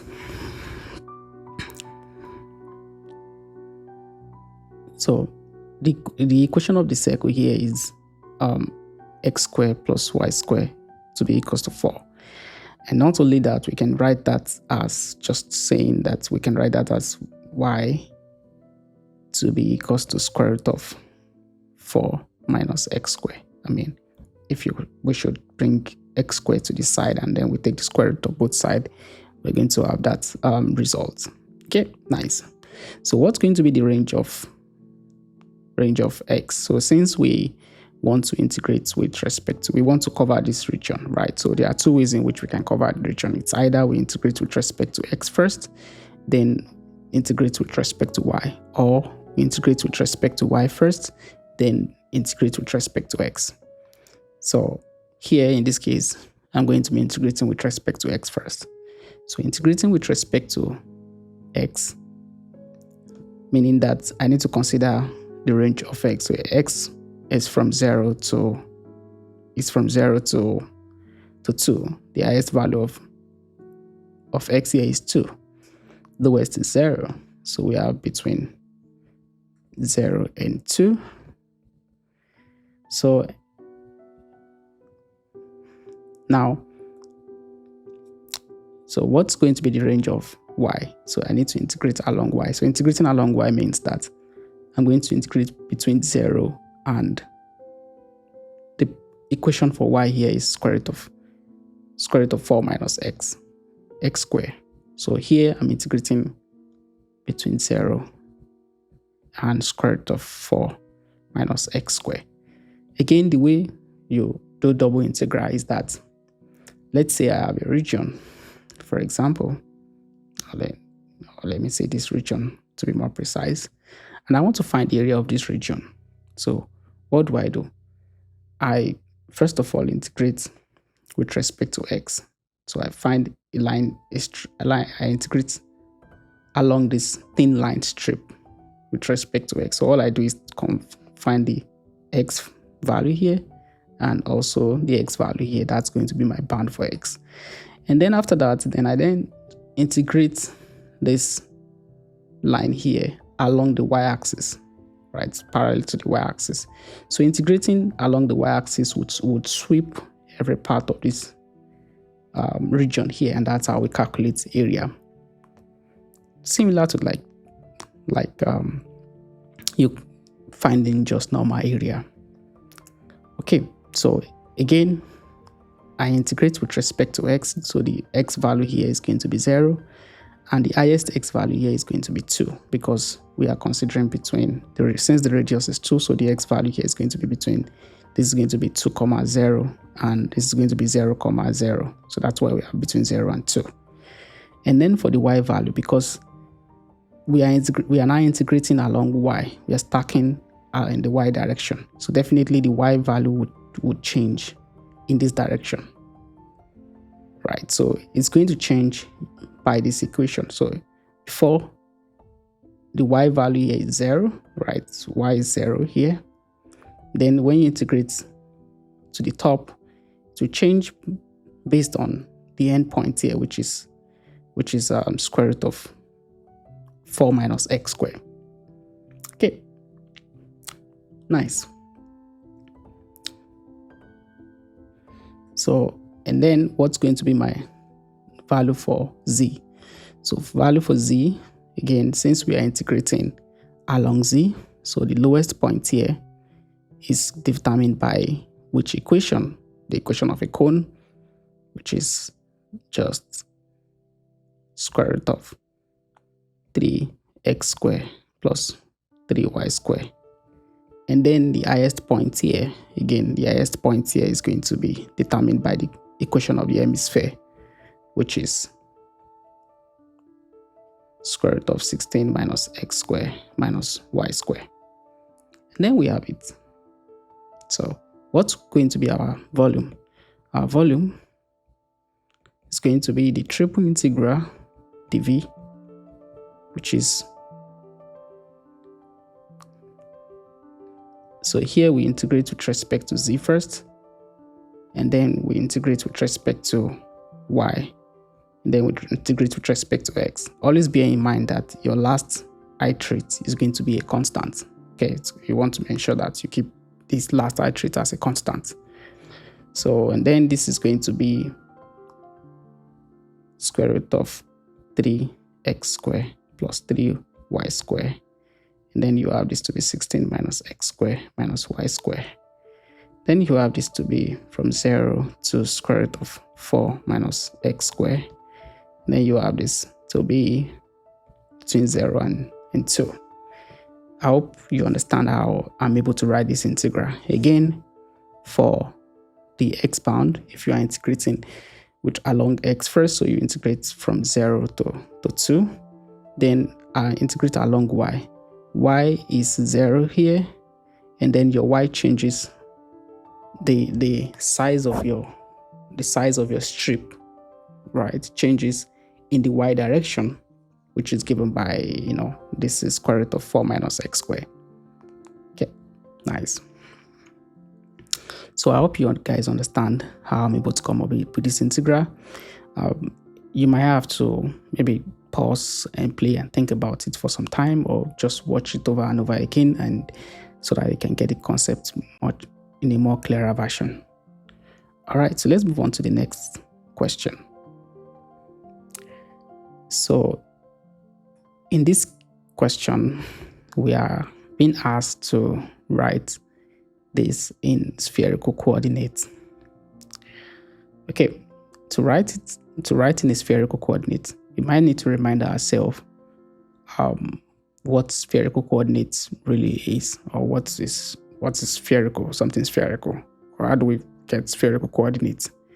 Well, the way I normally explain this is this. For you to have a sphere, you need three things. You need three parameters. The first one is the radius, the second one is the angle theta, and the third one is the angle phi. Okay, so how is this formed? Well, let's say this is your z-axis. If you measure from this your z-axis here an angle that is 180 degrees, that is going to be your phi. So this phi controls the angle from your z-axis. Of course, your rho is going to be your radius. So imagine we have our radius to be our rho, right? And then we measure this angle to be 180 degrees. Let's say the maximum of this angle is 180 degrees. So that means you're going to have a semicircle. So meaning that you end up having something like this. Nice. Now, if you rotate this flap here, something that looks like a flap, if you rotate this flap here about the z-axis, if you rotate it from 0 to 2 pi, so that's your angle theta. If you rotate it from 0 to 2 pi, you're going to have a sphere. So that's how we form the sphere. So it makes sense to use these three parameters. So these three parameters, we have it from, so how is a sphere formed? So again, I'm going to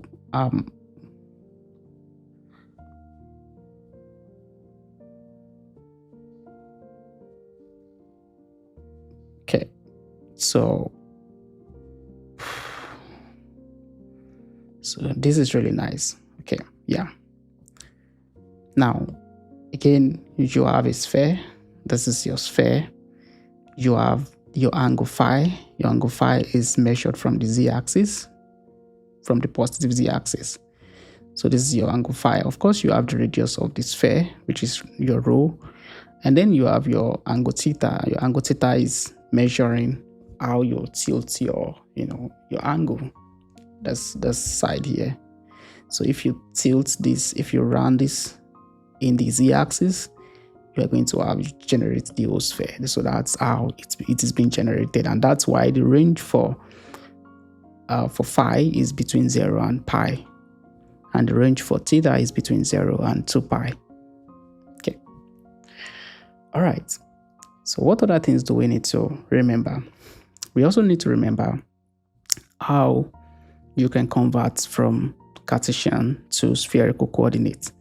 And to do that, you use this parameter. So you have x to be rho sine phi cos theta, and then y is rho sine phi sine theta, z is rho cos phi, and then your rho is x squared plus y squared plus z squared. Yeah, and then your dv. Of course, you remember that your dv in Cartesian is dx, dy, dz, but in the case of spherical, your dv is going to be rho square sine phi d rho d theta d phi. So it's quite complicated. So you might need to find a way to remember this, that your dv in terms of spherical is different from that of cylindrical and is different from that of Cartesian. So the difference is just the way it is being defined. So for dv here, the elemental volume is going to be, for spherical coordinates, once again, your rho square sine phi d rho d theta d phi. Okay, nice. Now the question is, how do we apply it in this case? How do we write the triple integral in this case? Well, to do that,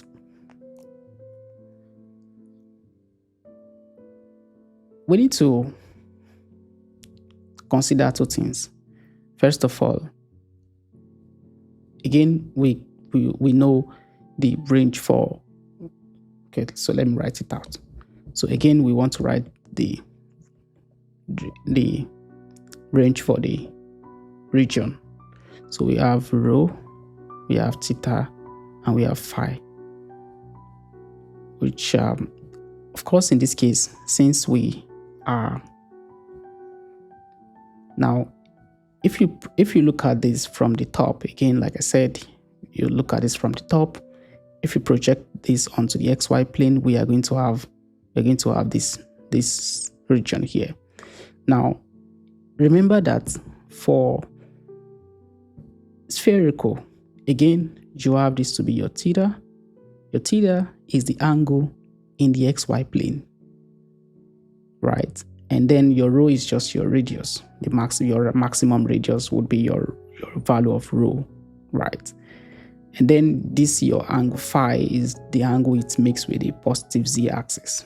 So in this case, what's going to be my rho? So you just come here to the xy plane. So imagine you are starting from the x-axis. Of course, that's how you measure your theta, right? That's how you measure your angle theta. Like I said earlier, that your theta is the angle it makes. It's the angle in the xy plane. Just if you look at this from the xy plane, the angle you make, you measure your angle with respect to the x plane. Oh, sorry, the x-axis rather. You measure it with the respect to the x-axis. So if you sort of start from the x-axis here, which is the x-axis in this case. So if I should label this is my x-axis and this is my y-axis. So the angle formed here is 0 to pi over 2. So you have an idea of my theta. So I have an idea of my theta. So my theta is between 0 and pi over 2, just because when I look at it from the top, I project it onto the xy plane. I have this region here because x is greater than 0 and y also has to be greater than 0. So meaning that this is going to be between 0 and pi over 2. Okay, so you might have to be careful about your region, what's your region, just by looking at it from the top. And then we can also we can also discuss the radius. So the radius in this case is going to be radius of the sphere. So the radius of the sphere in this case is 4, just from here. This is going to be the radius of the sphere. So it's between 0 and 4 because your radius grows from 0 up to the maximum radius, which is the radius of the sphere, which is between 0 and 4. So we have this to be rho between 0 and 4. Now the last part is where it's quite a little bit challenging. Now,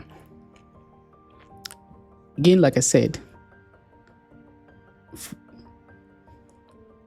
to find your angle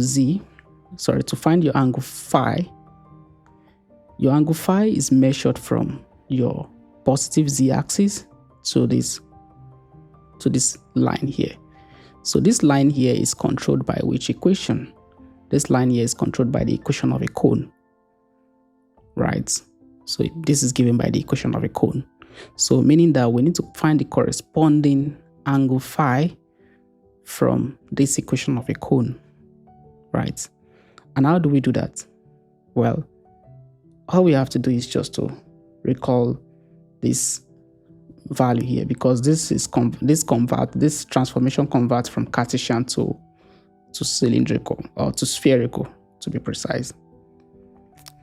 Okay, so if we do that, so again we want to use the equation z equals square root of 3x squared plus 3y squared.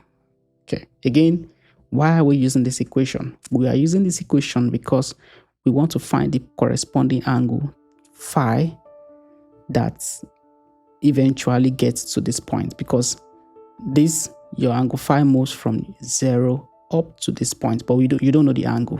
We don't know the angle. That's what we want to find. Okay, and we can only find that angle using the equation of a cone, because this is the cone here. Okay, nice. So again, from this transformation here, we have z to be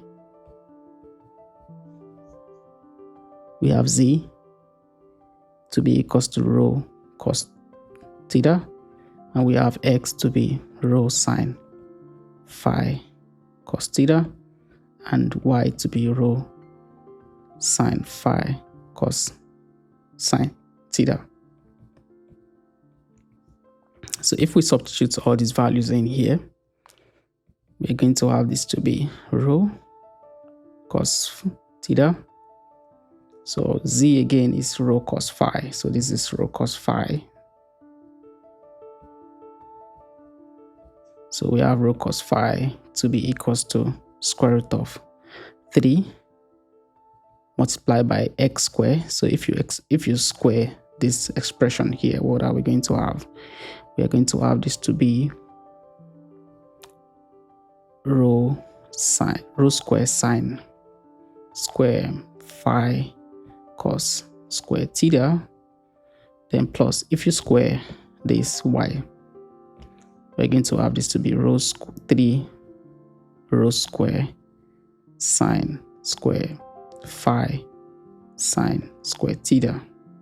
Okay, so we can collect like terms here. We have 3 rho square, and then what do we have? We have sine square phi. So here we have cos square theta plus sine square theta. And then once we have cos square theta plus sine square theta, we are very happy because we know this is going to give us 1. Okay, and then we have this to be square root of 3 rho sine theta to be equals to rho cos phi. So rho cancel out rho, and then I'm going to have sine theta divided by cos theta to be equals to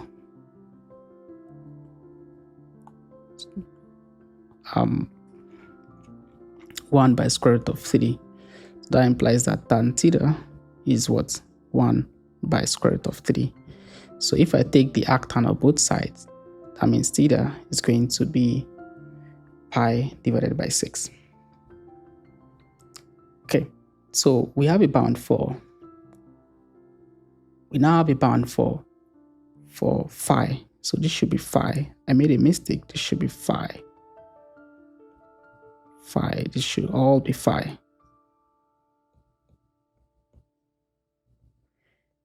Okay, because this again is we are taking, this is 1, so, and then this is just sine phi, and so I'm going to have this to be sine phi to be pi over 6. So you sort of get the idea. That is, if you now we now have our phi, we now know the exact value of phi in this case. So phi is going to be it's going to be from 0 to pi over 6. Okay, from 0 to pi over 6. So we can come here and put that down. So phi is going to be between 0 and pi over 6. Okay.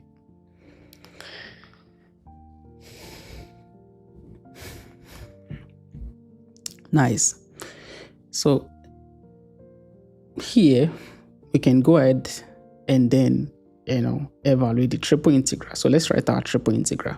So our triple integral in this case is going to be the volume is going to be from, again, we have dv. dv is rho square sine phi d rho d theta and then the phi. So here we are integrating rho first. So rho is between 0 and 4. So we are between 0 and 4. And then here we have theta between 0 and pi over 2. Pi over 2 because we are considering just this first quadrant based on this condition here. And then rho is between 0 and pi over 6 based on what we have here. Okay, so the next thing is to evaluate this integral. So once you're able to set up the integral, to evaluate it is not always something very challenging. You just have to be careful when you are doing your integral.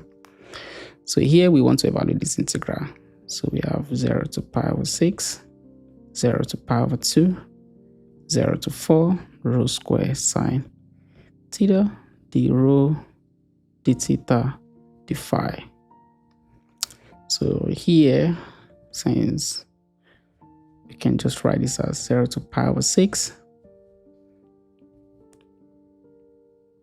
sine phi, so this should be phi, d phi multiplied by 0 to pi over 2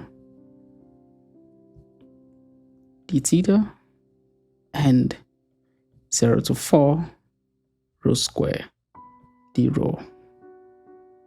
So this is volume. Okay. So again, if you integrate this, if you integrate sine, you have this to be minus cos theta, or cos phi rather, between 0 and pi over 6. And here we have theta between 0 and pi over 2. And here you have rho cubed divided by 3 between 0 and 4. And then here we have this to be, if you substitute pi over 3, we have minus root 3 divided by 2 plus 1. And then you have this to be pi over 2. And then you have this to be 64 over 3. So here you end up having this to be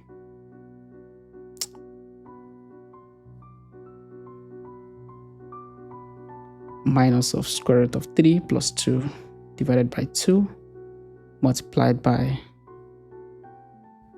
32 pi divided by 3. And then you end up having this to be 32 minus 16 square root of 3 divided by 3 multiplied by pi. So this is the final answer. All right, so let's move on to the next question. Here, we are asked to calculate the gradient of f at points 2, 0. Okay, again, the gradient of f is given by the derivative of f of x comma y, partial derivative of x, and then you have the partial derivative of f partially with respect to y.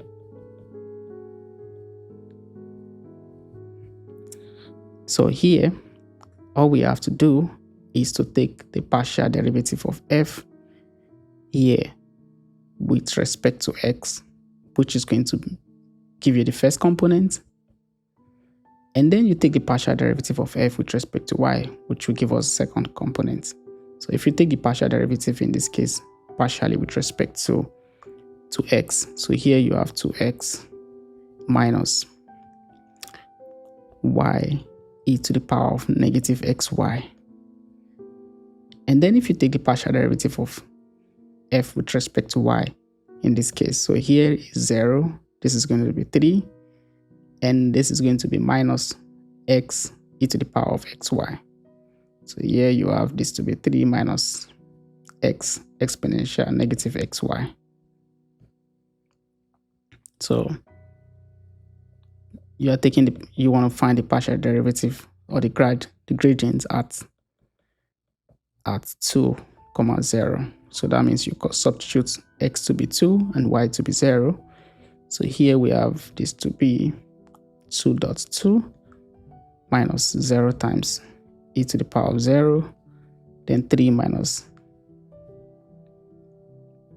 2 times e to the power of 0. Then you have this to be 4, 1. So that means the grad of f at 2, 0 is simply 4, 1. Okay, nice. Now the next question says we should find the directional derivative of f at point 2, 0 in the direction of a vector given by I plus 2j. Now, to find your directional derivative, since you already calculate the gradient, so directional derivative in the direction of a vector v is simply the gradient at that point multiplied by the unit vector. So don't forget, multiply by the unit vector. Okay, so here let's calculate the unit vector of f. The unit vector of f is simply, or the magnitude of v, the magnitude of vector v is simply the square root of 1 plus 2 square. 1 square plus 2 square, which is square root of 5. So meaning that, so here is a dot product, not just scalar product. This is a dot product because this is a vector and this is also a vector. So what vector did we have earlier? We have 4, 1. So here we have 4, 1 dot your v, which is 1, 2 divided by the magnitude of v, which is square root of 5. So here you end up having, first of all, let's take the dot product. So we have this to be 4 plus 2 divided by square root of 5. So here we have this to be 6 divided by square root of 5. Okay. Now, the next question is that we want to find the symmetric equation of the normal line to the graph of the function. Now, before we do this, I want us to recall what to mean by the vector equation of a line. Again, the vector equation of a line, so you recall that the vector equation of a line is given by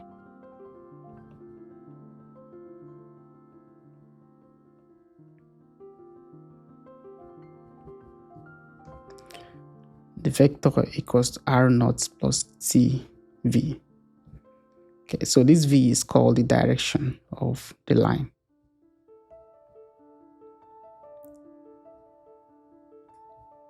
Again, for you to write the equation of a line, you need two things. You need the starting point and you need the direction. So that those are the two things that is needed for you to write the equation of a line.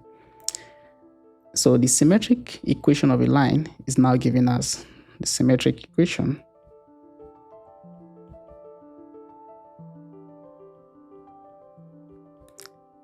is given by x minus x naught divided by a, y minus y naught divided by b, and z minus z naught divided by c. Now, what is a, b, and c? A, b, and c is the component of the vector of the direction of the line. The vector of the direction of the line is the is a, b, and c. The components are a, b, and c. So that's where it comes from. And then what is your x naught, y naught, z naught? X naught, y naught, z naught is coming from your r naught. So this is a vector. So r naught is x naught, y naught, and z naught. And then your v, which is the direction of the vector, is a, b, and c. Okay, so here we have the point which corresponds to, this is your x naught, y naught, and z naught. So what we need to find in this case is the direction of the line. Okay, so because we want to find the symmetric equation of the normal line. So the symmetric equation of the normal line in this case is going to be, again, you have a surface, right? You have a surface, right? And you want to find the symmetric equation of the normal line. Well, the normal to, now imagine if you have a surface. So let me bring up a picture here. Okay. So imagine if you have a surface in this case. Let's say this is your surface, right? And you want to find the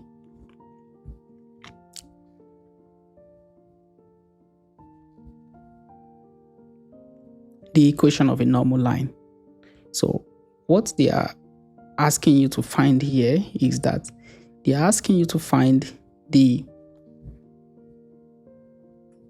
line that is going to be perpendicular to the tangent plane, right? Because again, normal line is a line that is, or let's say a normal vector is a vector that is perpendicular to a plane. So them asking you to find the equation of a normal line is a way of telling you to find the equation of the tangent plane. So if you're able to find the equation, of a tangent plane, or let me say, if you're able to find the vector that is perpendicular to the tangent plane, then that vector would serve as the direction of the equation of the normal line. Again, let me take it again. The normal line is a line that is parallel to your normal line would be parallel to the normal vector, and your normal vector is a vector that is perpendicular to the tangent plane. Again, if you have a surface, suppose I have a surface, right? At a point, I can always generate a tangent plane, okay? Because again, just for the sake of 2D, if you have a curve, at this point, I can draw a tangent line. So again, if you have a surface, let's say you have a surface, at this point, peak point here, you can always place a tangent plane. Just can place something that would lie down flat on that surface at that point. So what the question is telling you to do is that you want to find the line that is perpendicular to the tangent plane. Okay, so to find the vector that is perpendicular to the tangent plane, all we have to do is to take the gradient of this surface here. Okay, but then your surface here is written as z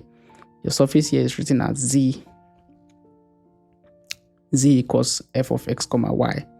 So meaning that we need to write this surface as function of x, y, and z so that we can be able to take the gradients. Okay, nice. All right. So meaning that if we want to write it in this form, we want to have f of x comma y comma z. So I can easily write this as f of x comma y comma z minus z, okay, just by bringing this to the other side so that I can have the equation of, I can have like a surface written as a function of x, y, and z equals k, for example. Okay. So what's going to be my f of x comma y comma z? So my f of x comma y comma z in this case is x squared plus 3y plus e to the power of negative xy plus 1 minus z, which is equals to 0. Okay. And now, like I said earlier on, that I need the direction of the normal line. I need direction of the normal line. So if I can get the direction of the normal line, then I can write the symmetric equation of the normal line. The direction of the normal line would be the vector that is perpendicular to the tangent plane. And the vector that is perpendicular to the tangent plane is going to be the gradient of this function here. So it has to be function of x, y, and z. Okay, so the grad of f, just like I said, let me bring up the picture again, just for you to see one more time. So this plane here, again, this is the tangent plane at this point here. So the vector that is pointing outside is just going to be the grad of the surface here. So just as a rule of thumb, if you want to find the equation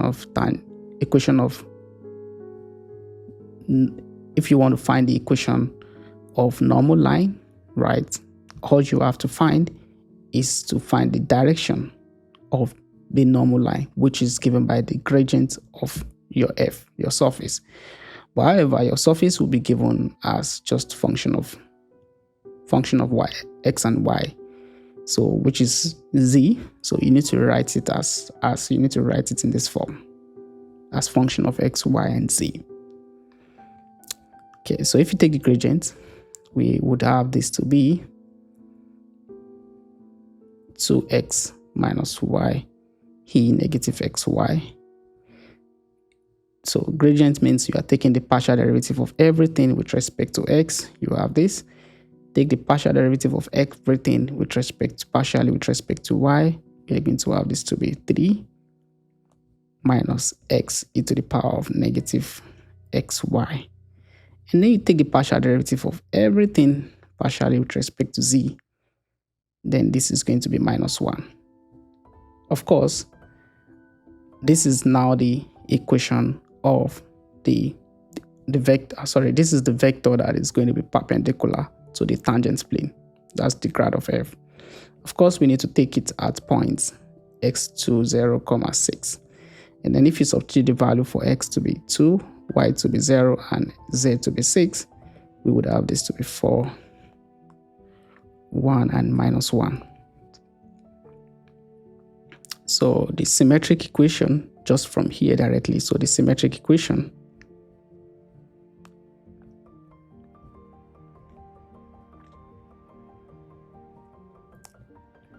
of a line is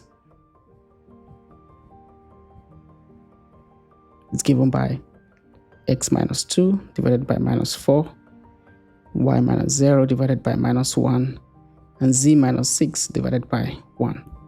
Okay, just from this direction here. Again, for you to find the equation of a line, you need a point and you need the direction. All right, so let's move on to the next question. So in this question, we are asked to find, so let the function f be x squared e to the power of x squared plus y squared be defined on the domain D, where D is the plane region enclosed by the circles. So here we are asked to draw the region D, and we should label the graph.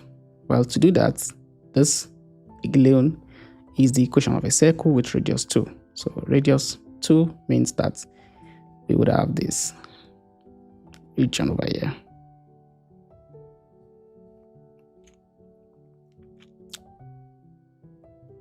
And then we have this other equation with radius 3. Then we would have this here.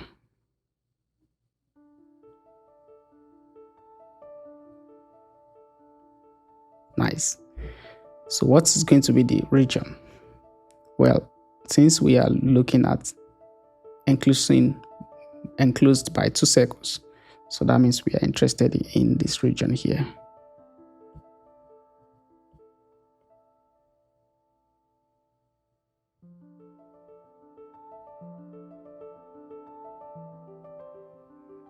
Okay, so you have this region over here.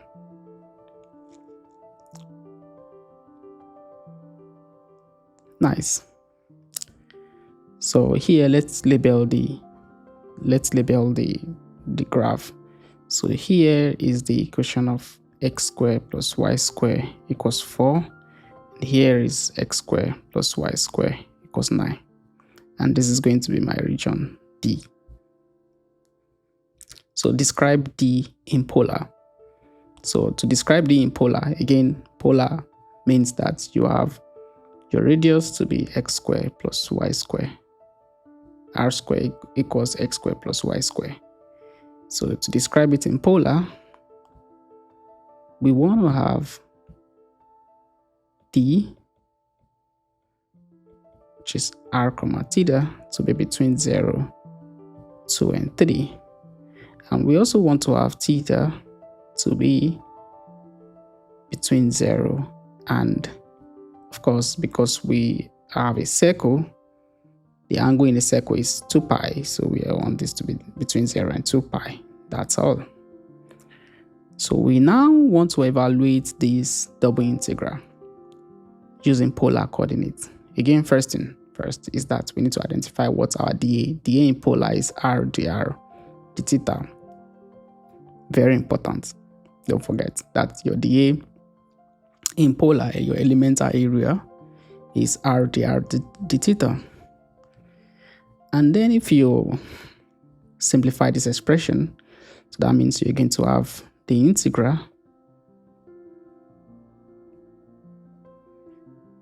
double integral of e to the power of x squared plus y squared dA to be between 0 and 2 pi, between 0 and what's the radius? So the radius here is between 2 and 3. Then you have e to the power of, since x squared plus y squared equals r squared, so you have e to the power of r squared, r dr d theta. Then here you integrate with respect to r, right? So you integrate with respect to r. So here we have between 0 and 2 pi d theta. Then you have between 2 and 3, e to the power of r squared, r dr. So here we integrate this, you have 2 pi, of course, this is 2 pi. And then if you integrate this with respect to r, so here you end up having 1 by 2 e to the power of r squared. So, and then you have between 2 and 3. So here you're going to have this to be pi multiplied by e to the power of 9 minus e to the power of 4. So this is the final answer. Quite straightforward. So let's move on to the next question, which is problem 8. So in this case, we are asked to find the tangent vector. Well, r prime of t is just we differentiating this in the x component, y component, and in the z component. So if you differentiate with respect to t, if you differentiate this expression here with respect to t, we have this to be 3. Differentiate this with respect to t, we have this to be 2 minus or 2 sine t. And then differentiate this expression here with respect to t. We're going to have this to be 2 cos t. Okay, that's all. Then the next one is that we want to find the unit tangent vector. So the unit tangent vector is given as your r prime of t divided by the magnitude of r prime of t. Okay, so and then what is r prime of t? The magnitude of r prime of t. So r prime of t is just the square root of 3. So here we take all the components. So we have 3 square, then plus 2 sine t square, then plus 2 cos t square. So you expand it, you have this to be 9 plus 4 sine square t plus 4 sine 4 cos square t. So here you have an idea that this is going to give you 4. So you have this to be square root of 9 plus 4, which is square root of 13. So that means the unit tangent vector t is gonna be 3 divided by square root of 13, 2 divided by square root of 13 multiplied by sine t, and then this is 2 divided by square root of 13 cos t. Done. The next one is that we need to find the length of the piece of the curve. Okay, so your arc length, the formula for arc length is given by the integral between 0 here, between t is between 0 and t, so which is pi, t is between 0 and pi, of the magnitude of r prime of t multiplied by the t. Okay. So here we have the magnitude to be square root of 13 dt between 0 and pi. So this is going to be, so if you integrate with respect to t, you have just t. So you have square root of 13t between 0 and pi, which is just square root of 13 multiplied by pi. That's all. And the final question here is that we are asked to compute all the first derivative, first and second derivative. So here we want to find the partial derivative of f partially with respect to x. So if you differentiate this partially with respect to x, differentiating partially with respect to x means you keep the other variable constant, then you differentiate. So what do we have? We have this to be 3 minus 3x squared. If you differentiate here partially with respect to y, you have 4y cubed minus 4y. Again, you differentiate because we are asked to find the second partial derivative.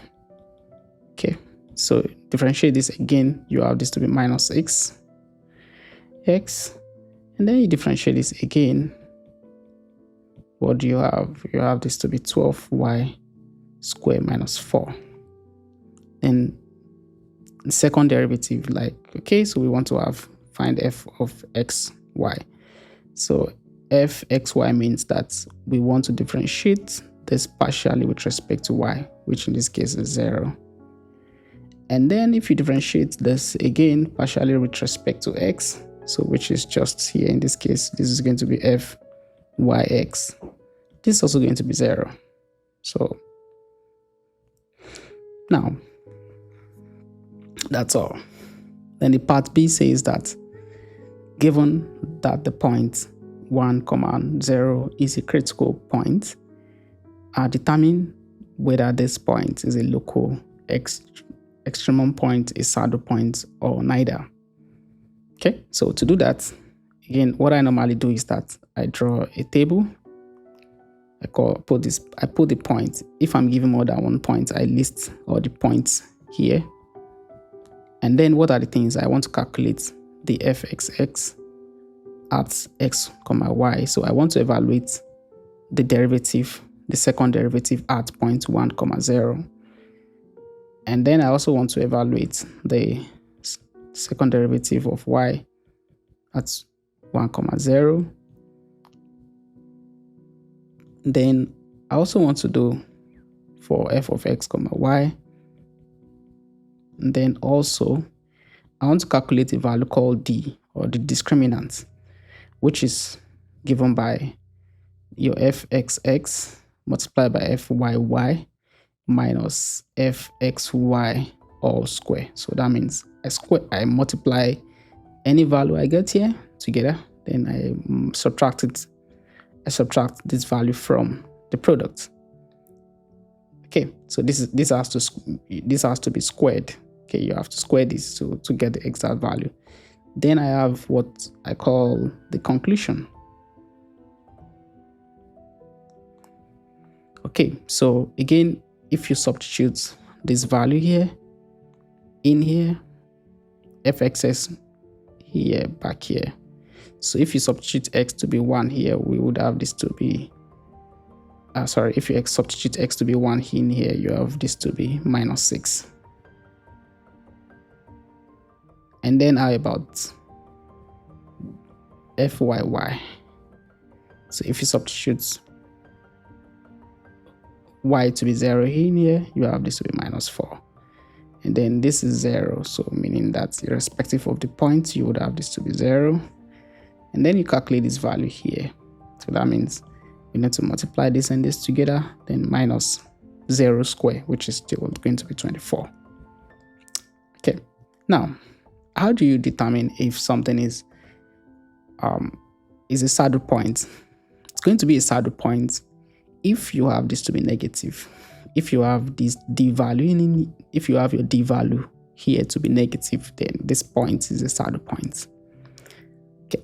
However, if you have this to be positive, like if your d value is greater than 0 and your fxx is negative, so if it is negative, that means that this point would be a local maximum. But then if your fxx here is positive, that means this point here is going to be a local minimum. So that's just the idea. Okay, so what's going to be our conclusion in this case? So our conclusion here is going to be local maximum, because this is positive and this is negative. Okay, so we have come to the end of today's video. I hope you really gained a lot. I know at some points it was quite challenging solving them here, but I hope you guys understand. I hope you are able to really go through. I hope you're able to go through some of those problems by yourself. I hope you really enjoyed this video. Again, if you find this video very useful, please ensure that you share it with your friends that are also preparing for Q3 exams, and maybe they don't know how to even prepare at all. This might be a very good video for them. So thank you so much, and I'll see you